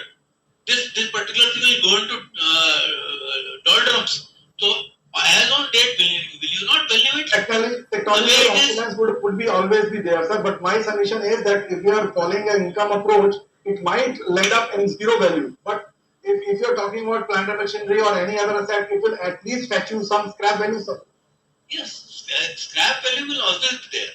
Salvage value will always be there. See, whatever you are able to salvage, all these insurance guys, they go for salvage values. Agreed. They do the valuation in that fashion.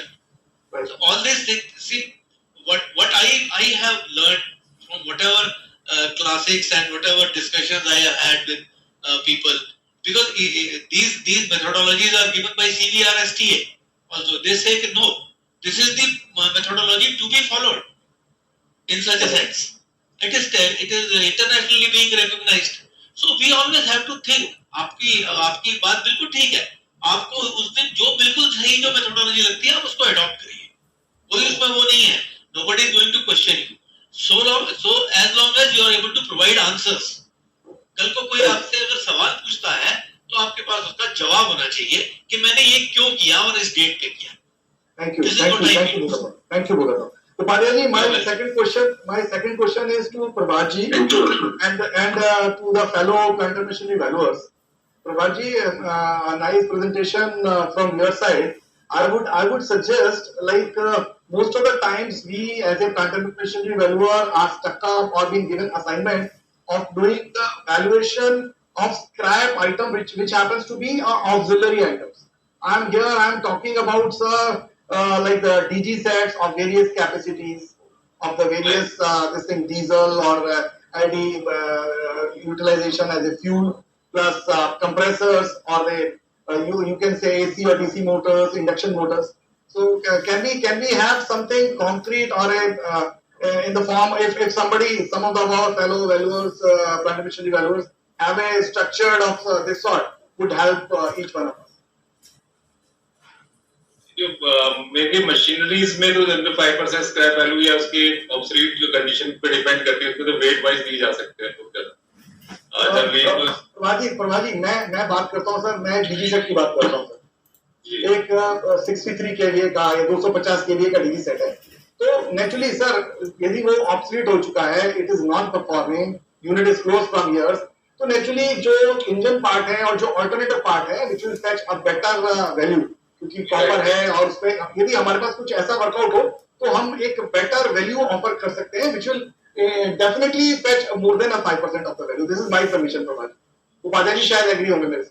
बिल्कुल आप सही कह रहे हैं. तो alternator 63 KVA का है, तो उसमें हम उसकी कंस्ट्रक्शन पे जाएंगे, कितना कॉपर उसमें यूज हो सकता है, कितना गेज का हो सकता है. अगर ऐसा एक बेसिक डाटा हो तो ऐसा कोई डाटा रेडली अवेलेबल नहीं, फिर भी हम एक assumption से जा सकते हैं कि इतना कॉपर रहा होगा कि इसकी ये वैल्यू होगी। मैं तो सभी से रिक्वेस्ट कर रहा हूँ, ओपी शर्मा जी भी हैं, उपाध्याय जी भी हैं, तो if we can work out on this will definitely. और एक क्या होगा इसमें, जो हमारी वैल्यूएशन होगी ना सर, उस पर यूनिफॉर्मिटी आएगी। Assumptions are assumptions only. So even the banker or the financier would be happy that if the reports are submitted in a uniform way and figures are matching from each one of us. This is my suggestion. Thank you. Thank you. मैंने use किया thermal power plant में एक था valuation, उसमें भी इसी तरह के अटॉर्नी पास लगे थे बड़े-बड़े। तो उसमें जनरली वो कट करके भी कॉपर का वैल्यू अलग है। मैंने नहीं किया था, किसी दूसरे ने किया था, लेकिन उसने जनरली ये अडॉप्ट किया था कि कट करके कॉपर अलग हो, उसके बाद बाकी hello hello hello can I speak on that? आ रही हेलो, हाँ जी शर्मा जी बताएं सर।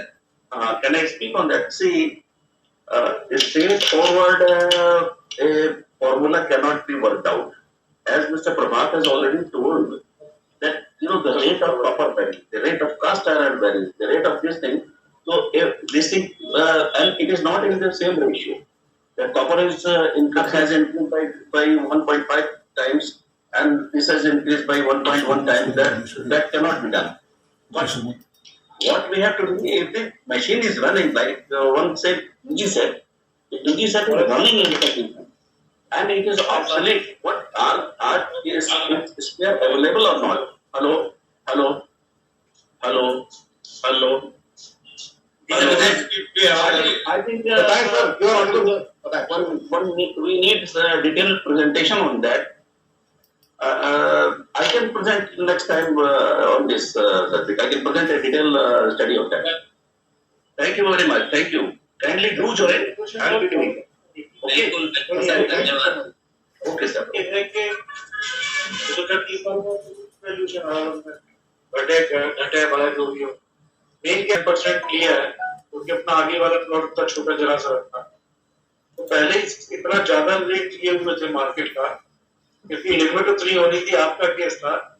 अब जस्ट उल्टा है, अब पिछली वैल्यूएशन मेंटेन करने में ही पसीने छूट रहे हैं। आपने ठीक है आगे का कवर कर लिया, लेकिन आप कवर नहीं कर उसकी वैल्यू नहीं ले सकते। वो नहीं, मतलब वो जो नक्शा भी जैसे पास होता है, तो नक्शा पास होता है पुरानी जगह पर 75% का नक्शे को आप वो लगता है, क्या है नक्शा को आपको, तो 75% एरिया की वैल्यूएशन आपकी निकल सकती है, 25% की वैल्यूएशन कंस्ट्रक्शन की नहीं निकलेगी, प्लॉट की पूरी निकलेगी जितना प्लॉट है। मान लो आपको 2-4 स्क्वायर मीटर का है प्लॉट, तो वैल्यूएशन उसकी पूरे की निकली प्लॉट की। उस पर भी डिपेंड कर रहा है कि जैसे डेड एंड है गली बंद, तो मैदान खाली पड़ा, गली बंद के हिसाब से भी देखेंगे तो वो सर्कल रेट से जब हो जाएगी वैल्यूएशन के लगता है। अब आपका है तो मेंटेन करना, तो पुराना ही मेंटेन करना बहुत मुश्किल होगा। आप पिछले 1.5 साल से जो नियम आ गए, वही तो चल रहा है, पूरे करीब 200 वैल्यूअर जुड़े हुए, सेमिनार चल रहा है पूरे इंडिया भर में 200 वैल्यूअर चल रहा है। हर सेकंड सैटरडे को ये होता है कि कहाँ पे क्या दिक्कतें आ रही हैं, अब कैसी वैल्यूएशन होना चाहिए, क्या होना चाहिए। हम लोग तो मूवमेंट हो गए, जो लोग तो बैठे बहुत बड़े वैल्यूअर, ठीक है। Can I add something? Hello, hello, sir. हाँ जी, हाँ जी सर, बोले सर शर्मा जी। बहुत ज्यादा यूजफुल है, मतलब ये तो सबको अटेंड करना चाहिए, बहुत ज्यादा यूजफुल है, बहुत ज्यादा यूजफुल है। मैं कहता हूँ ये मैं लखनऊ में वो मीटिंग करते थे और उनके पास कुछ भी नहीं होता था, कुछ भी डिस्कस नहीं करते हैं। मतलब मैं तो ज्यादा कमेंट नहीं करना चाहता हूँ, लेकिन कुछ भी डिस्कस, इस तरह की डिस्कशन हम लोग होते हैं, एक दूसरे से नॉलेज शेयरिंग होती है, बहुत अच्छा है। Thank you very much to all of you, thank you very much. लेकिन शर्मा जी अगले बार आपका टर्म है। शर्मा जी, शर्मा जी, यस प्लीज, अगले बार आपका टर्म है, आपने वादा किया। हाँ ठीक है सर ये हर वैल्यूअर के इंडिविजुअल कैपेसिटी के ऊपर डिपेंड करता है सर, वो कैसे जो है मतलब कि मैं कार्य कर रहे हैं, तो उसमें ऊपर तो सर हस्तक्षेप नहीं हो पाएगी। एक जो है मतलब कि हम लोग जरूर कोशिश है कि एक डिसिप्लिन मेंटेन हो जाए कि भाई वैल्यूएशन के जो है बड़े ढंग से समझ करके, देखते हुए, इंक्वायरी करते हुए, उसकी मार्केटेबिलिटी को एक्सेप्ट करते हुए उसके बाद वैल्यूएशन दी जाए। लेकिन ऐसा हर आदमी का विवेक अपना अपना है और अपनी कैपेसिटी होती है, तो उस पर तो हम लोग कुछ नहीं कह सकते हैं कि भाई कौन क्या काम कर रहा है, कैसे क्या है। लेकिन हाँ, ये परेशानियां तो जरूर आती हैं और सलाह भी रहता है हम लोगों का कि सर हर व्यक्ति से कि भाई जो भी है अपने सर देख करके समझ करके करिए कि भाई आगे जो है जिसके लिए भी हम कर रहे हैं, बैंकर हो या कोई भी हो, उसको हानि ना पड़े। तो ये तो खैर चीजें हैं। देखिए कम से कम फोरम पे अगर आदमी आते हैं, उन लोगों से बातें रहते हुए डिस्कशन भी होता है और चीजें भी आएंगी होपफुली।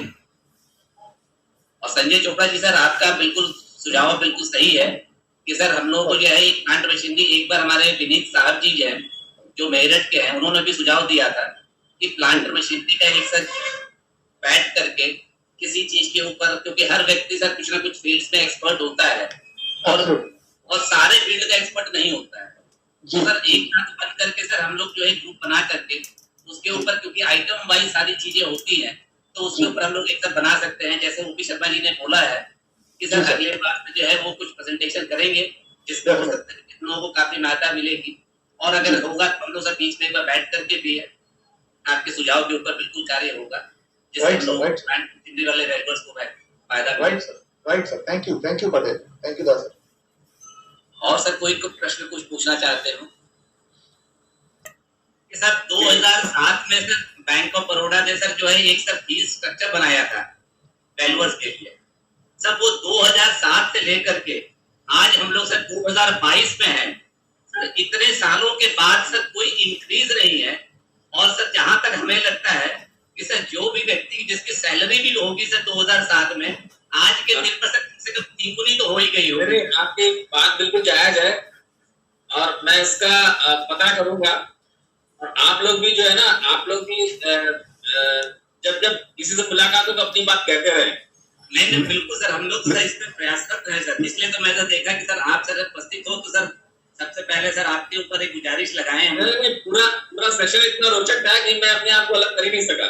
लेकिन सर ये तो सोचिए, आप चीफ गेस्ट बन के आए, हम आपको कुछ डिमांड भी कर रहे हैं। और सर आपकी जो भी सर कोई अगर प्रश्न रहेगा सर वैल्यूअर्स के लिए, आप सर वो भी सर जो है शेयर कर सकते हैं, पूछ सकते हैं कि अगर सर जैसे कि कठिनाइयां बैंकों को होती है वैल्यूअर्स के लिए। एक्चुअली क्या है, नक्शल में अगर बोले तो बैंकर्स आर वेरी कंजर्वेटिव और वो कंजर्वेटिव वैल्यूएशन ही चाहते हैं।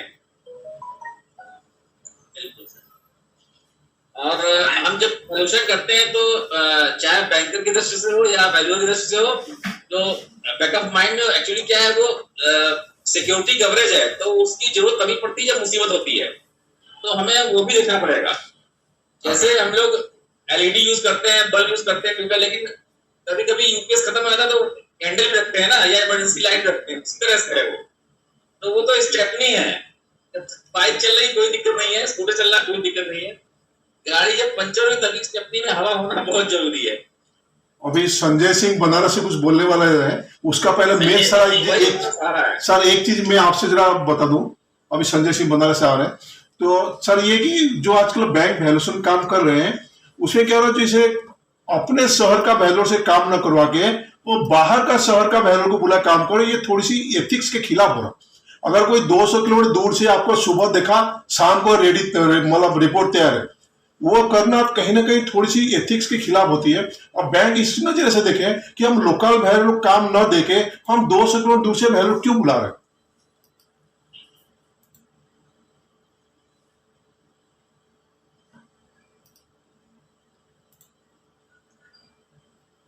मैं दास साहब की बात पर सहमत हूँ।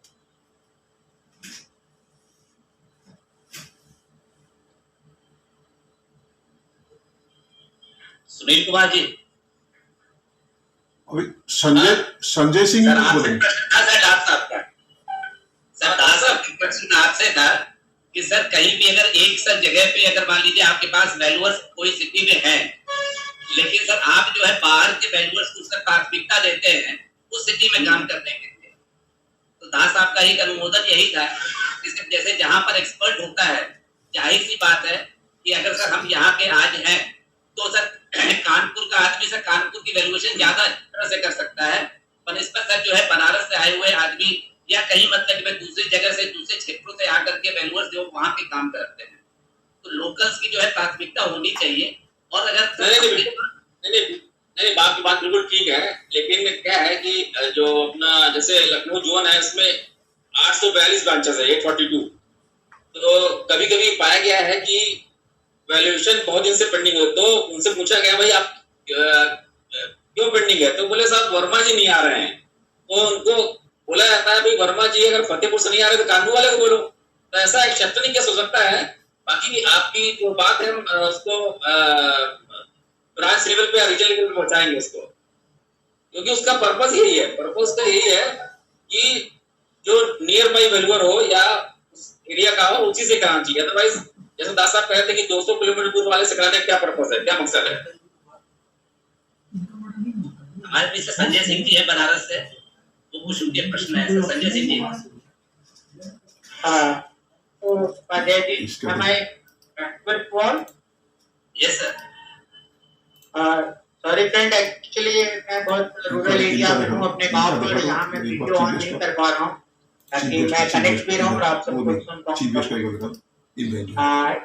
मेरा सबमिशन सुनील साहब से ही है। अभी आचार्य जी आपने एक पॉइंट रेज किया है इस लेक्चर पे, हमारे बहुत सारे फ्रेंड इस में जानकारी होने के बाद पॉइंट को डिस्कस भी कर रहे थे व्हाट्सएप ग्रुप पे। यहाँ पे सुनील साहब जब अधिकारियों से आप मिले हम आपसे मिल रहे हैं, सबसे क्या एश्योरेंस है, पहला सवाल ये है। दूसरा ये है कि 2009 का एक स्ट्रक्चर है बैंक ऑफ बड़ौदा का, संजय सिंह बोल रहा है, 20,000 मैक्सिमम फीस स्ट्रक्चर है, तो ये डिस्क्रिमिनेशन जोन वाइज और इस बात को क्यों नहीं टेकअप किया जाता? मैंने यहाँ पे भी प्रेजेंटेशन दिया हुआ है। मैं आईवा के लेवल पे हमारे पदाधिकारियों से रिक्वेस्ट करूंगा कि एक प्रेजेंटेशन बना करके फिर से पुटअप किया जाए, और अगर किसी मुल्क या किसी शहर में वैल्यूअर के लिए 20,000 मैक्सिमम और वेल्थ एक्ट के प्रिवेलिंग रेट अडॉप्ट किए जा रहे हैं, तो हमारे जो लखनऊ क्यों सर कानपुर में तो 5,000 का मैक्सिमम सवाल सर मैं जानता हूँ, मैं मिनिमम की बात नहीं कर रहा हूँ, मैं उसकी बात कर रहा हूँ कि डिस्क्रिमिनेशन क्यों।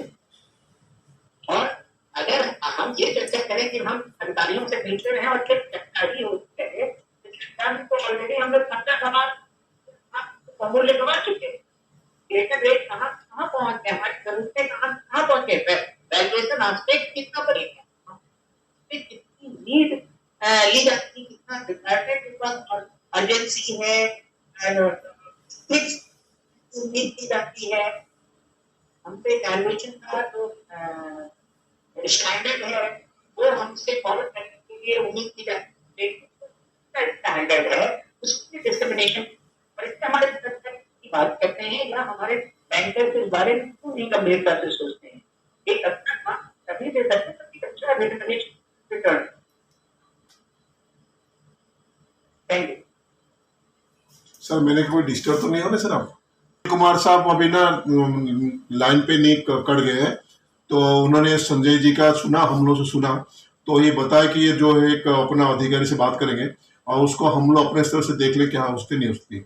बाकी उन्होंने बताया कि वो हर चीज सुन ली है और उसे क्या प्रैक्टिकली वो कर सकते हैं वो अपने लेवल पे करेंगे, ये उनका था। तो लेकिन अभी मतलब डिस्कनेक्ट हो गए।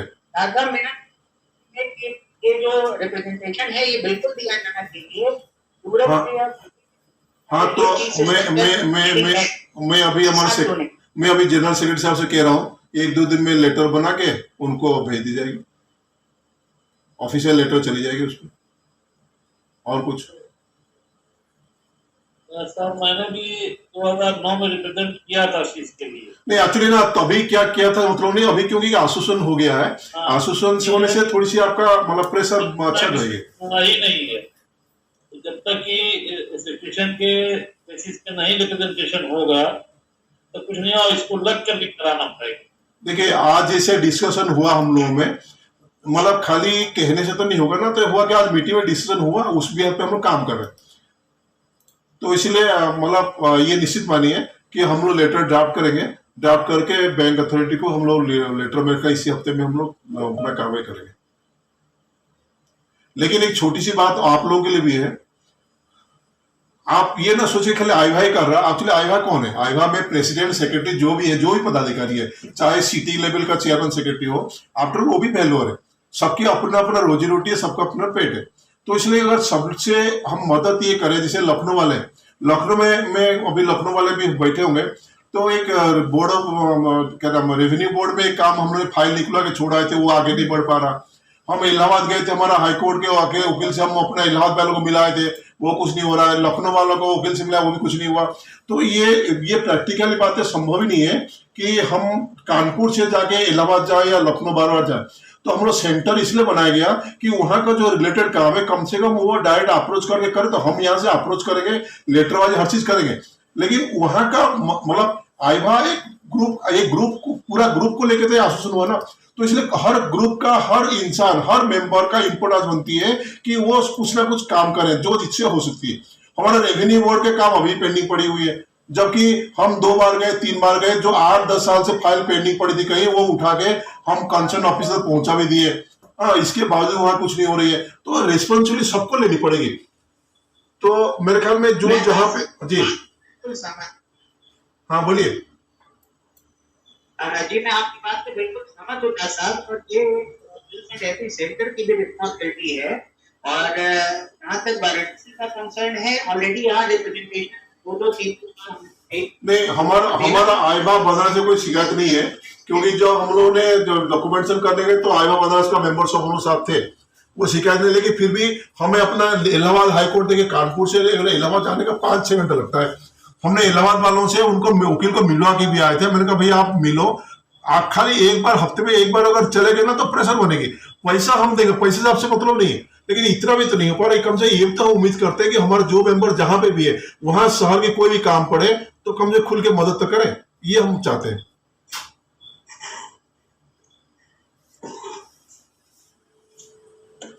और पेमेंट के बारे में और कुछ एक्चुअली मेंबर का सुझाव था कि हमारा नॉन पेमेंट है, लेट पेमेंट है, नो पेमेंट है, इसके बारे में कुछ सुझाव था।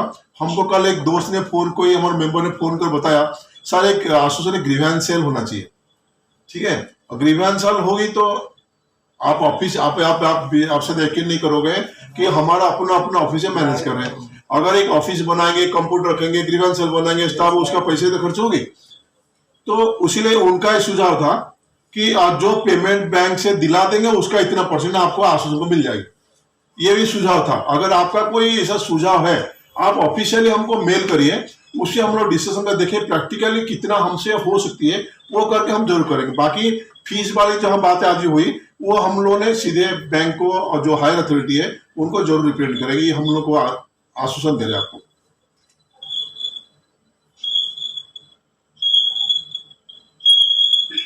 किसी और में हमारे मेंबर से कुछ पूछ रहा हूँ, कोई टेक्निकल?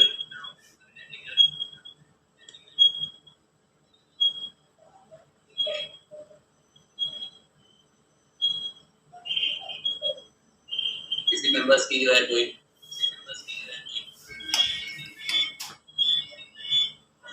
सिस्टम पे एक सवाल है कि बैंकर्स का जो तय है कि भाई 1 करोड़ के ऊपर 2 वैल्यूएशन लगेगी।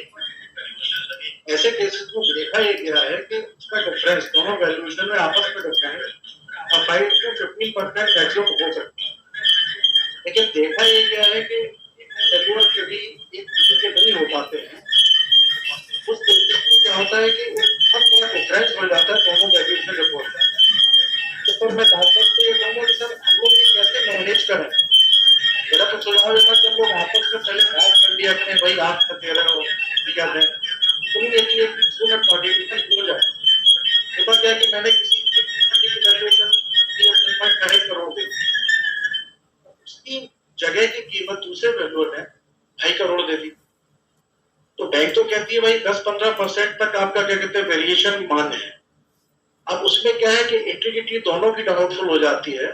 हमारा तो ये हो जाता है भाई आपने कम निकाली, और दूसरे वैल्यूअर का ये आ जाता है कि साहब आप पार्टी से मिलके आपने ज्यादा निकाल दी। तो इसकी रेमेडी क्या है सर? मैं थोड़ा सा बस पूछना चाहूंगा कि ये अपन को जरूर एक दूसरे से कंसल्ट करके, एक दूसरे से सलाह करके तब बैंकों में वैल्यूएशन देनी चाहिए। इसमें मैं सुझाव जरूर चाहूंगा आदरणीय दास सर से या उपाध्याय जी इसमें कोई सलाह दें, क्योंकि ये बहुत बड़ी प्रॉब्लम कई जगह फेस करने में आती है। मेरा अपना सोचना है, ऐसा आप लोग बड़े लोग हैं। ये तो ऑफ द रिकॉर्ड वाली बात होगी। अगर कोई वैल्यू हमें दो इंडिपेंडेंट वैल्यू से बैंक रिपोर्ट मांगती है, तो इसलिए वो अगर दोनों को बता देगा कौन कौन करा तो ही सही है। नहीं, लेकिन आप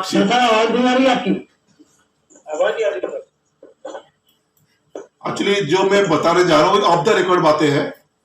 अगर कोई बड़ी प्रॉपर्टी वैल्यूएशन आप कर रहे हैं तो आप बैंक से पूछ सकते हैं भैया दूसरा वैल्यूअर कौन है, तो आप उनसे बात कर लें। लेकिन बैंक को ऑफिशियली उनका बताने कोई राइट नहीं है, क्योंकि अगर बता ही देंगे तो फिर इंडिपेंडेंट वैल्यूएशन कहां से हुई। तो ये हर चीज ना चलने वाली काम है। तो जहां पे बड़ी प्रॉपर्टी है सीधे बैंक बोलोगे भैया दूसरा वैल्यूअर कौन है, तो अगर दोस्ती है बता देगा, आप बात कर लीजिए।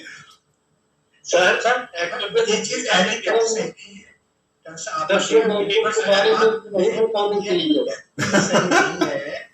क्योंकि इंडिपेंडेंस लेने का वही कह रहा ना, ये ऑफ द रिकॉर्ड बात है। ये ऑफ द रिकॉर्ड बात है, ऑफ द रिकॉर्ड बात है सर, लेकिन एक बड़ी प्रॉब्लम है। उस केस में वो तीसरा लेंगे। नहीं, तीसरा लेने से वैल्यू फीस के ऊपर वाली बात पड़ेगी। रूल सर यही है,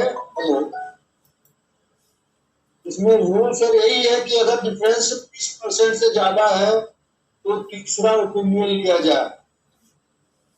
बैंकर्स का रूल अगर आप पढ़ेंगे तो उसका यही है। अगर हम आपस में बात, अरे सर वो लेते हैं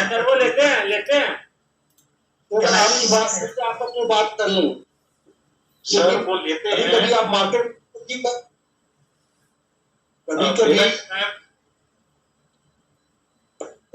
मार्केट हाँ बताइए, आप ही बोलिए। हाँ, मेरा कहना सर ये है कि वो तो यहाँ तक करते हैं कि भाई एक वैल्यूअर की रिपोर्ट भेज देने दूसरे वैल्यूअर, अच्छी बात है, उसमें दिक्कत नहीं है, होना चाहिए। हाँ, ये बैंक अनवरी काम थोड़ी कर रहा है। हाँ, ये भी कहने लगा वैल्यूअर से कितनी वैल्यू निकाल दो। ये अच्छा नहीं क्या? ये वो तो इसलिए कहते हैं वैल्यू की है, आप भी इसी के आसपास दे दो।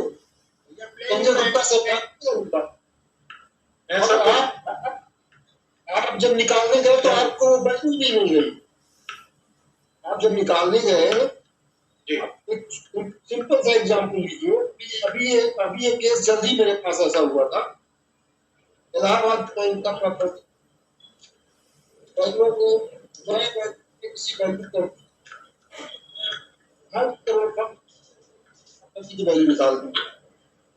अब हिसाब से लोग बैंक ने उस बैंक को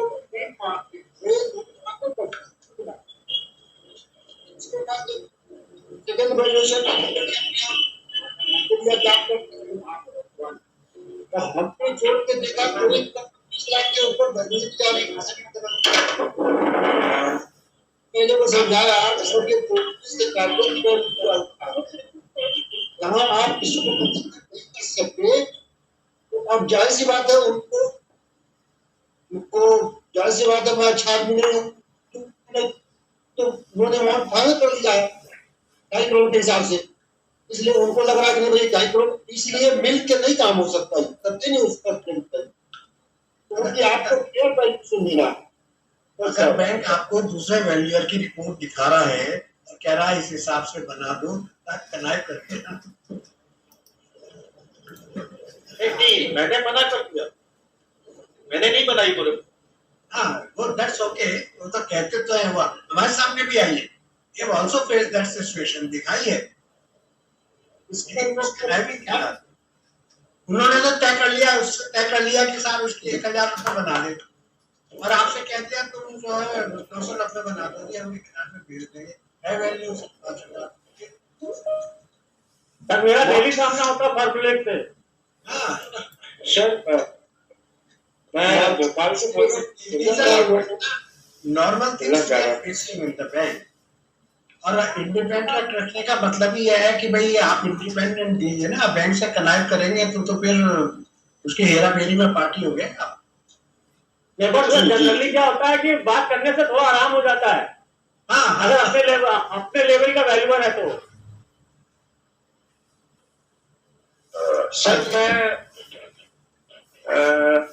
सर मैं कुछ बोलना चाह रहा था। सुनील पांडे फ्रॉम भोपाल, मध्य प्रदेश।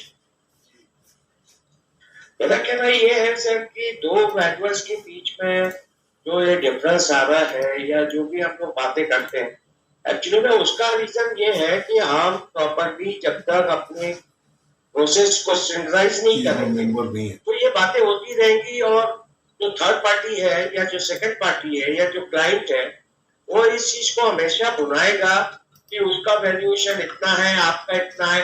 हम लोग जब तक स्टैंडर्ड को फॉलो नहीं करेंगे, कैलकुलेशन नहीं करेंगे, मेथोडोलॉजी का अप्रोच सब कुछ अगर रिपोर्ट में नहीं देंगे तो ये बातें हमेशा बनी रहेंगी कि सर आखिर आपका 1 करोड़ है तो आपका 2 करोड़ क्यों नहीं है, क्योंकि सामने वाले का 2 करोड़ है। अब दिक्कत ये होती है कि ना सामने वाले के पास कोई कैलकुलेशन और ना कुछ उसकी मेथोडोलॉजी है जो रिपोर्ट में लिखी है, और ना ही हमारी कुछ लिखी है। तो सामने वाले को एक बेनिफिट मिल जाता है हम लोगों के साथ प्ले करने के लिए कि भाई वैल्यूएशन जो खाता ना भाई जो वैल्यूअर है वो सही है। तो ये नहीं होना चाहिए। जो भी आपको करना है आप बेसिक आप पूरी रिपोर्ट में उसका जिक्र कीजिए, आपने कौन से डेटा लिए हैं, क्या कैपिटलाइजेशन क्या है, ये क्या है, उसकी एविडेंस लगाइए। तो मुझे नहीं लगता कि कभी कोई बैंक मैनेजर या कोई अथॉरिटी आपसे क्वेश्चन करेगी कि सर आपके वैल्यूएशन में प्रॉब्लम है। आपका वैल्यूएशन में प्रॉब्लम तभी क्रिएट होता है कि उसकी 1 करोड़ आपकी 1.5 करोड़ क्यों, क्योंकि हम लोग कैलकुलेशन और मेथोडोलॉजी और रिपोर्टिंग तो बहुत ही पुअर है सर। आप हमने भी जैसे हम लोग यहाँ दिख रहे हैं तो रिपोर्टिंग स्टैंडर्ड नहीं है। अगर आप कोई कैलकुलेशन या फॉर्मूली लगा रहे हैं तो वो फॉर्मूली तो सीए भी लगा लेगा। आप टेक्निकल इसलिए हैं कि आपकी ओपिनियन चाहिए। आप different you work on a different parameters at all. आपकी जो थिंकिंग है, आपकी उसकी वैल्यू है, उसकी मार्केट वैल्यूएशन है, वो कोई कैलकुलेशन नहीं। बैंक तो कह देता है कि साहब ठीक है आपने किया मार्केट वैल्यू इसकी 20% लेस कर दीजिए। अरे ऐसे कैसे हो जाएगी? आप 20% फार्मूला नहीं लगा सकते, कोई आप फिक्स फार्मूला नहीं लगा सकते। उसकी हेल्प ले सकते हैं आप कोई, लेकिन आप फिक्स फार्मूले नहीं लगा सकते। फिक्स फार्मूले का जहां सवाल आता है वहां सीए करेगा। आपकी ओपिनियन, आपका जो देख करके आपने बनाया है, जो डेटा आपने इकट्ठा किया है, वो इंडिपेंडेंट मार्केट से उनका आदमी नहीं करना चाहता। आप करिए और बेसिस पे दीजिए। हाँ ये बात सही है कि आप बेसिस पर डिस्कस कर दीजिए कि आपने क्या क्या चीज के ऊपर on what you are relying on. जैसे आपने बहुत से नोटों देते होंगे नीचे सब बुक्स की वो डिटेल्स दे देते हैं कि we have relied on book so and so, we relied on book so and so, we relied on law so and so. वो सब आप दे सकते हो, लेकिन आपकी इंडिपेंडेंट ओपिनियन है दूसरे के, हो सकता है उनका आउटलुक कुछ और रहा हो। तो इसलिए मेथोडोलॉजिकल या कैलकुलेशन के बेसिस के ऊपर आप किसी चीज की वैल्यू, लैंड में तो मैं नहीं कह सकता, लैंड में तो असल में मेजरमेंट है ही सारा, और वो उसका सर्किल रेट वगैरह ये सब है ही है। लेकिन प्लांट एंड मशीनरी में ऑफ कोर्स मैं कह सकता हूँ कि एक ही मशीन भारत स्टैंडर्ड की कई करोड़ की होती है, वही बटाला की 10,000 1 लाख की आ जाती है। तो ये सारी और तो बेटी होना नहीं, बस हो गया डिसीजन क्या। वो कहते हैं कि साहब आपने इतना निकाला और आपने तो मार्केट वैल्यू और रियलाइजेबल वैल्यू इतनी कर दी। अरे भाई आएगी। मैं सर मेरा पर्पस ये मशीन लेके आप भी हो ना।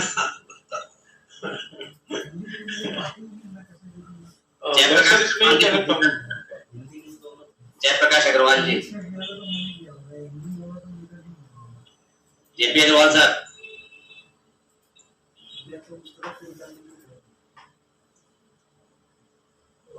मैं बेनी सर से केवल एक सजेशन रखना चाहूंगा कि जैसा कि दास साहब ने पहले कहा कि भाई बैंकर्स 200 किलोमीटर दूर से बुला लेते हैं वैल्यूअर्स को। डिफरेंस तो देखिए कहाँ पर मेरा अपना मानना है कि मैं मुझसे कहा जाए कि किसी कानपुर के प्लॉट की आप प्रॉपर्टी की वैल्यू निकाल दीजिए, तो मैं मानता हूँ 100% मैं से सहमत हूँ कि मुझसे अच्छा एजम्पशन दास साहब का होगा या कानपुर के वैल्यूअर का होगा। मैं उरई से जाके मार्केट वैल्यू उसकी सत्यापित नहीं कर सकता हूँ प्रॉपर्टी। सर वही होगा जो हो रहा है हमारे साइट पे, वो पूछेंगे कि मीरापुर का सर्किल रेट आप बता दो, कोई उस पे डाल दो, फोरम पे हमारे ग्रुप पे डाल दीजिए, एक ग्रुप पे एक दूसरे से पूछते रहेंगे। यही तो है। वो भी होगा। तो मेरा मानना है कि निश्चित है कि जो लोकल का है, कानपुर के हमारे अथॉरिटी वैल्यूअर्स जो हैं वो बेटर कर सकते हैं कानपुर के लिए, अन्यथा दूसरी जगह के वैल्यू, क्योंकि उनको ये नहीं पता कि आपका मार्केट रेट क्या है। मैं झांसी चला गया, लोकल मार्केट अलग डिपेंड करता है, दिल्ली के मार्केट का रेट अलग होगा, बॉम्बे का अलग होगा, लखनऊ का अलग होगा, मार्केट के बेसिस पे आप कर रहे हो। अब मैं वही कनेक्टेड दिल्ली की वैल्यूएशन प्रॉपर्ली नहीं कर सकता। और ये किसी फैक्ट्री को बेचते हैं तो बॉम्बे के पेपर में थोड़ी एडवर्टाइज देते हैं, बॉम्बे पेपर। नहीं, उसके बाद क्या है ऐसा कि हर जगह के लॉ अलग अलग है। कहीं पर से जो है मतलब कि रजिस्ट्री पे एक जगह से उसमें नगर निगम पालिका का भी कॉस्ट उसमें जो है ब्यूरोक्रेशन का भी इंक्लूड हो जाता है। जैसे दिल्ली में आप जो है मतलब भोपाल में जाएंगे सर तो वो पूरा रजिस्ट्री चार्जेस होता है, जिसमें आपकी लीगल चार्जेस भी सारे इंक्लूड हो जाते हैं रजिस्टर्ड मॉर्गेज की तरह। आप मध्य प्रदेश का जो लॉ है बिल्कुल अलग है। तो प्रॉपर्टी की जो है मतलब कि भाई सर्कमस्टांसेस भी स्टेट वाइज सब चीज अलग अलग होती है। तो हमारे ख्याल से भाई ये ज्यादा ये प्रैक्टिस अच्छी नहीं कही जाएगी। हाँ, ये अच्छा भी है। भी कर रहे हैं तो सर वो क्या कर सकते हैं, हर आदमी का विवेक है। तो बैंक्स की मर्जी है ना, वो कोई और लॉ रिजर्व बैंक की एडवाइस भी नहीं मानते, वो तो अपने डिक्टेटर चाहते हैं ना, वो कहते हैं कि हमारी मर्जी है हम ये करेंगे। वो अपना वो कौन छोड़ना चाहता है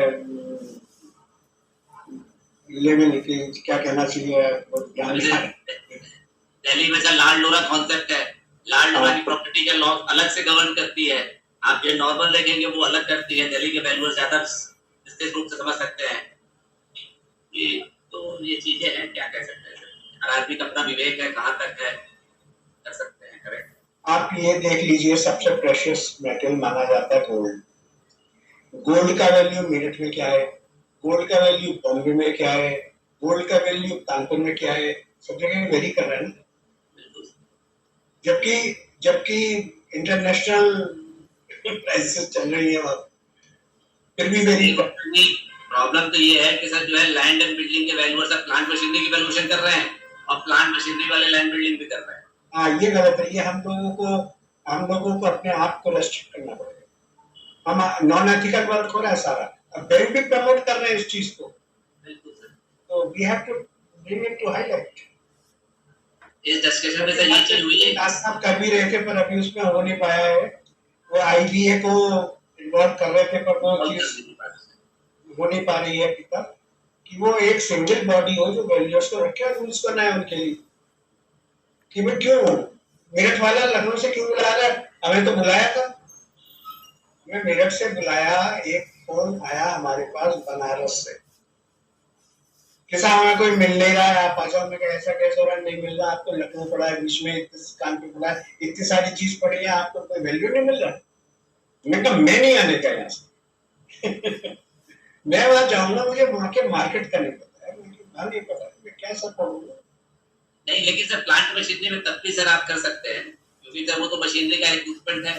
वो मतलब कि भाई कॉस्ट तो वैसी रहती है, सिर्फ ट्रांसपोर्टेशन कॉस्ट एक ऐड ऑन हो जाता है। बाकी मोर और लेस जो है मशीनरी की कॉस्ट में तो खैर ज्यादा सही कह रहे हैं, लेकिन उसके बाद भी मुझको तो नहीं सही लगा कि मैं यहाँ से सर समराइज हम लोग ये करते हैं कि सर ये करते हैं बैंक ऑफ बड़ौदा का जो फी स्ट्रक्चर की रिप्रेजेंटेशन अपनी एसोसिएशन की तरफ से जाएगी, वो फुल्ली जो है अगले वीक में उसको सर भेज देंगे। बाकी सर आज का जो है डिस्कशंस काफी स्ट्रॉन्ग बढ़िया रहा हमारे साथ जो है। सर एक चीज और आई थी, बात यह है अभी मैंने वेब पे भी गूगल्स पे भी देखा था, पेपर में भी आया था, कुछ बैंक्स ने एज की लिमिट लगा रखी है है ना, कि सर्टेन एज तक वो कर रहे हैं, लेकिन प्राइम मिनिस्टर और गवर्नमेंट, सेंट्रल गवर्नमेंट इसमें लगाए कि आप रीएम्प्लॉयमेंट करिए senior and super senior citizens का भी। तो ये जो बैंक रेस्ट्रिक्शन लगा रहा है एज का, ये गलत लगा रहा है, and we should take it up. अगर आप गूगल्स पे देखेंगे तो ये चीज आपको मिल जाएगी। सर इसका सर इशू सर हम लोगों ने सर जो है रिप्रेजेंटेशन दिया हुआ है, हमारा कोर्ट एक केस पेंडिंग पड़ा हुआ है सर इलाहाबाद हाई कोर्ट में, ऑलरेडी मतलब हम लोगों ने फाइल कर रखा है कि there should not be any age limit for any profession, क्योंकि प्रोफेशनल पिछले सर एज के हिसाब से सब मैच्योर होते हैं, इतना एक्सपीरियंस होता है, तो एक्सपीरियंस को आप कहीं भी कहीं खो दोगे यार। और हमारे मेन चीज क्या है वैल्यूएशन के लिए कि सर आदमी का फिटनेस होना चाहिए। आप फिटनेस की बात करें वाला की भाई ठीक है, बाकी एज खुद ही नहीं करेगा, फिटनेस के लिए तो खुद ही नहीं करेगा, कर कैसे पाएगा जब बॉडी उसका फिट नहीं है, तो फिर आ जा नहीं सकता। तो उसका सर केस हमारा पेंडिंग है, होपफुली सर जजमेंट जैसे आता है सर। जो गवर्नमेंट ने अभी प्रमोट किया है, गूगल्स पे मिलेगा आपको, मैं भी भेज दूंगा, डाल दूंगा, पेपर में जो आया था उसमें भी यही है कि physical fit, physically fit, higher age को लिमिट नहीं है, फिजिकली फिट होना चाहिए। आपका जो इन्फॉर्मेशन एक बार शेयर कर दीजिए, हम लोग अपने केस में वो हेल्पफुल हो जाएगा। सर मीटिंग हमारे ख्याल से वेबिनार को क्लोज किया जाए, डिस्कशंस हो गई। मैं आज जितने भी हमारे सर मेंबर्स नॉन मेंबर्स सभी उपस्थित रहे, मैं सबका बहुत बहुत धन्यवाद। Special thanks to chief guest Sunil Kumar Sachan ji जो बैंक ऑफ बड़ौदा के डीजीएम हैं, लखनऊ में हैं। बहुत बहुत धन्यवाद उनका कि अपना कीमती समय निकाल करके हम लोगों के बीच अपने विचार भी रखे और हम लोगों के डिस्कशंस को भी उन्होंने सुना और सराहा भी। स्पेशल थैंक्स टू हमारे जो दो स्पीकर्स हैं सतीश चंद्र गोगरा जी और प्रभात श्रीवास्तव जी, मैं उनका भी बहुत बहुत धन्यवाद और आभार व्यक्त करता हूँ। हमारे सारे श्रोतागण, हमारे सारे मेंबर्स, सबका बहुत बहुत धन्यवाद और special thanks. Thank you sir, thank you, thank you. हमारे जो है दास साहब प्रेसिडेंट एस दास जी का उनका भी बहुत बहुत धन्यवाद। Thank you sir. Thank you.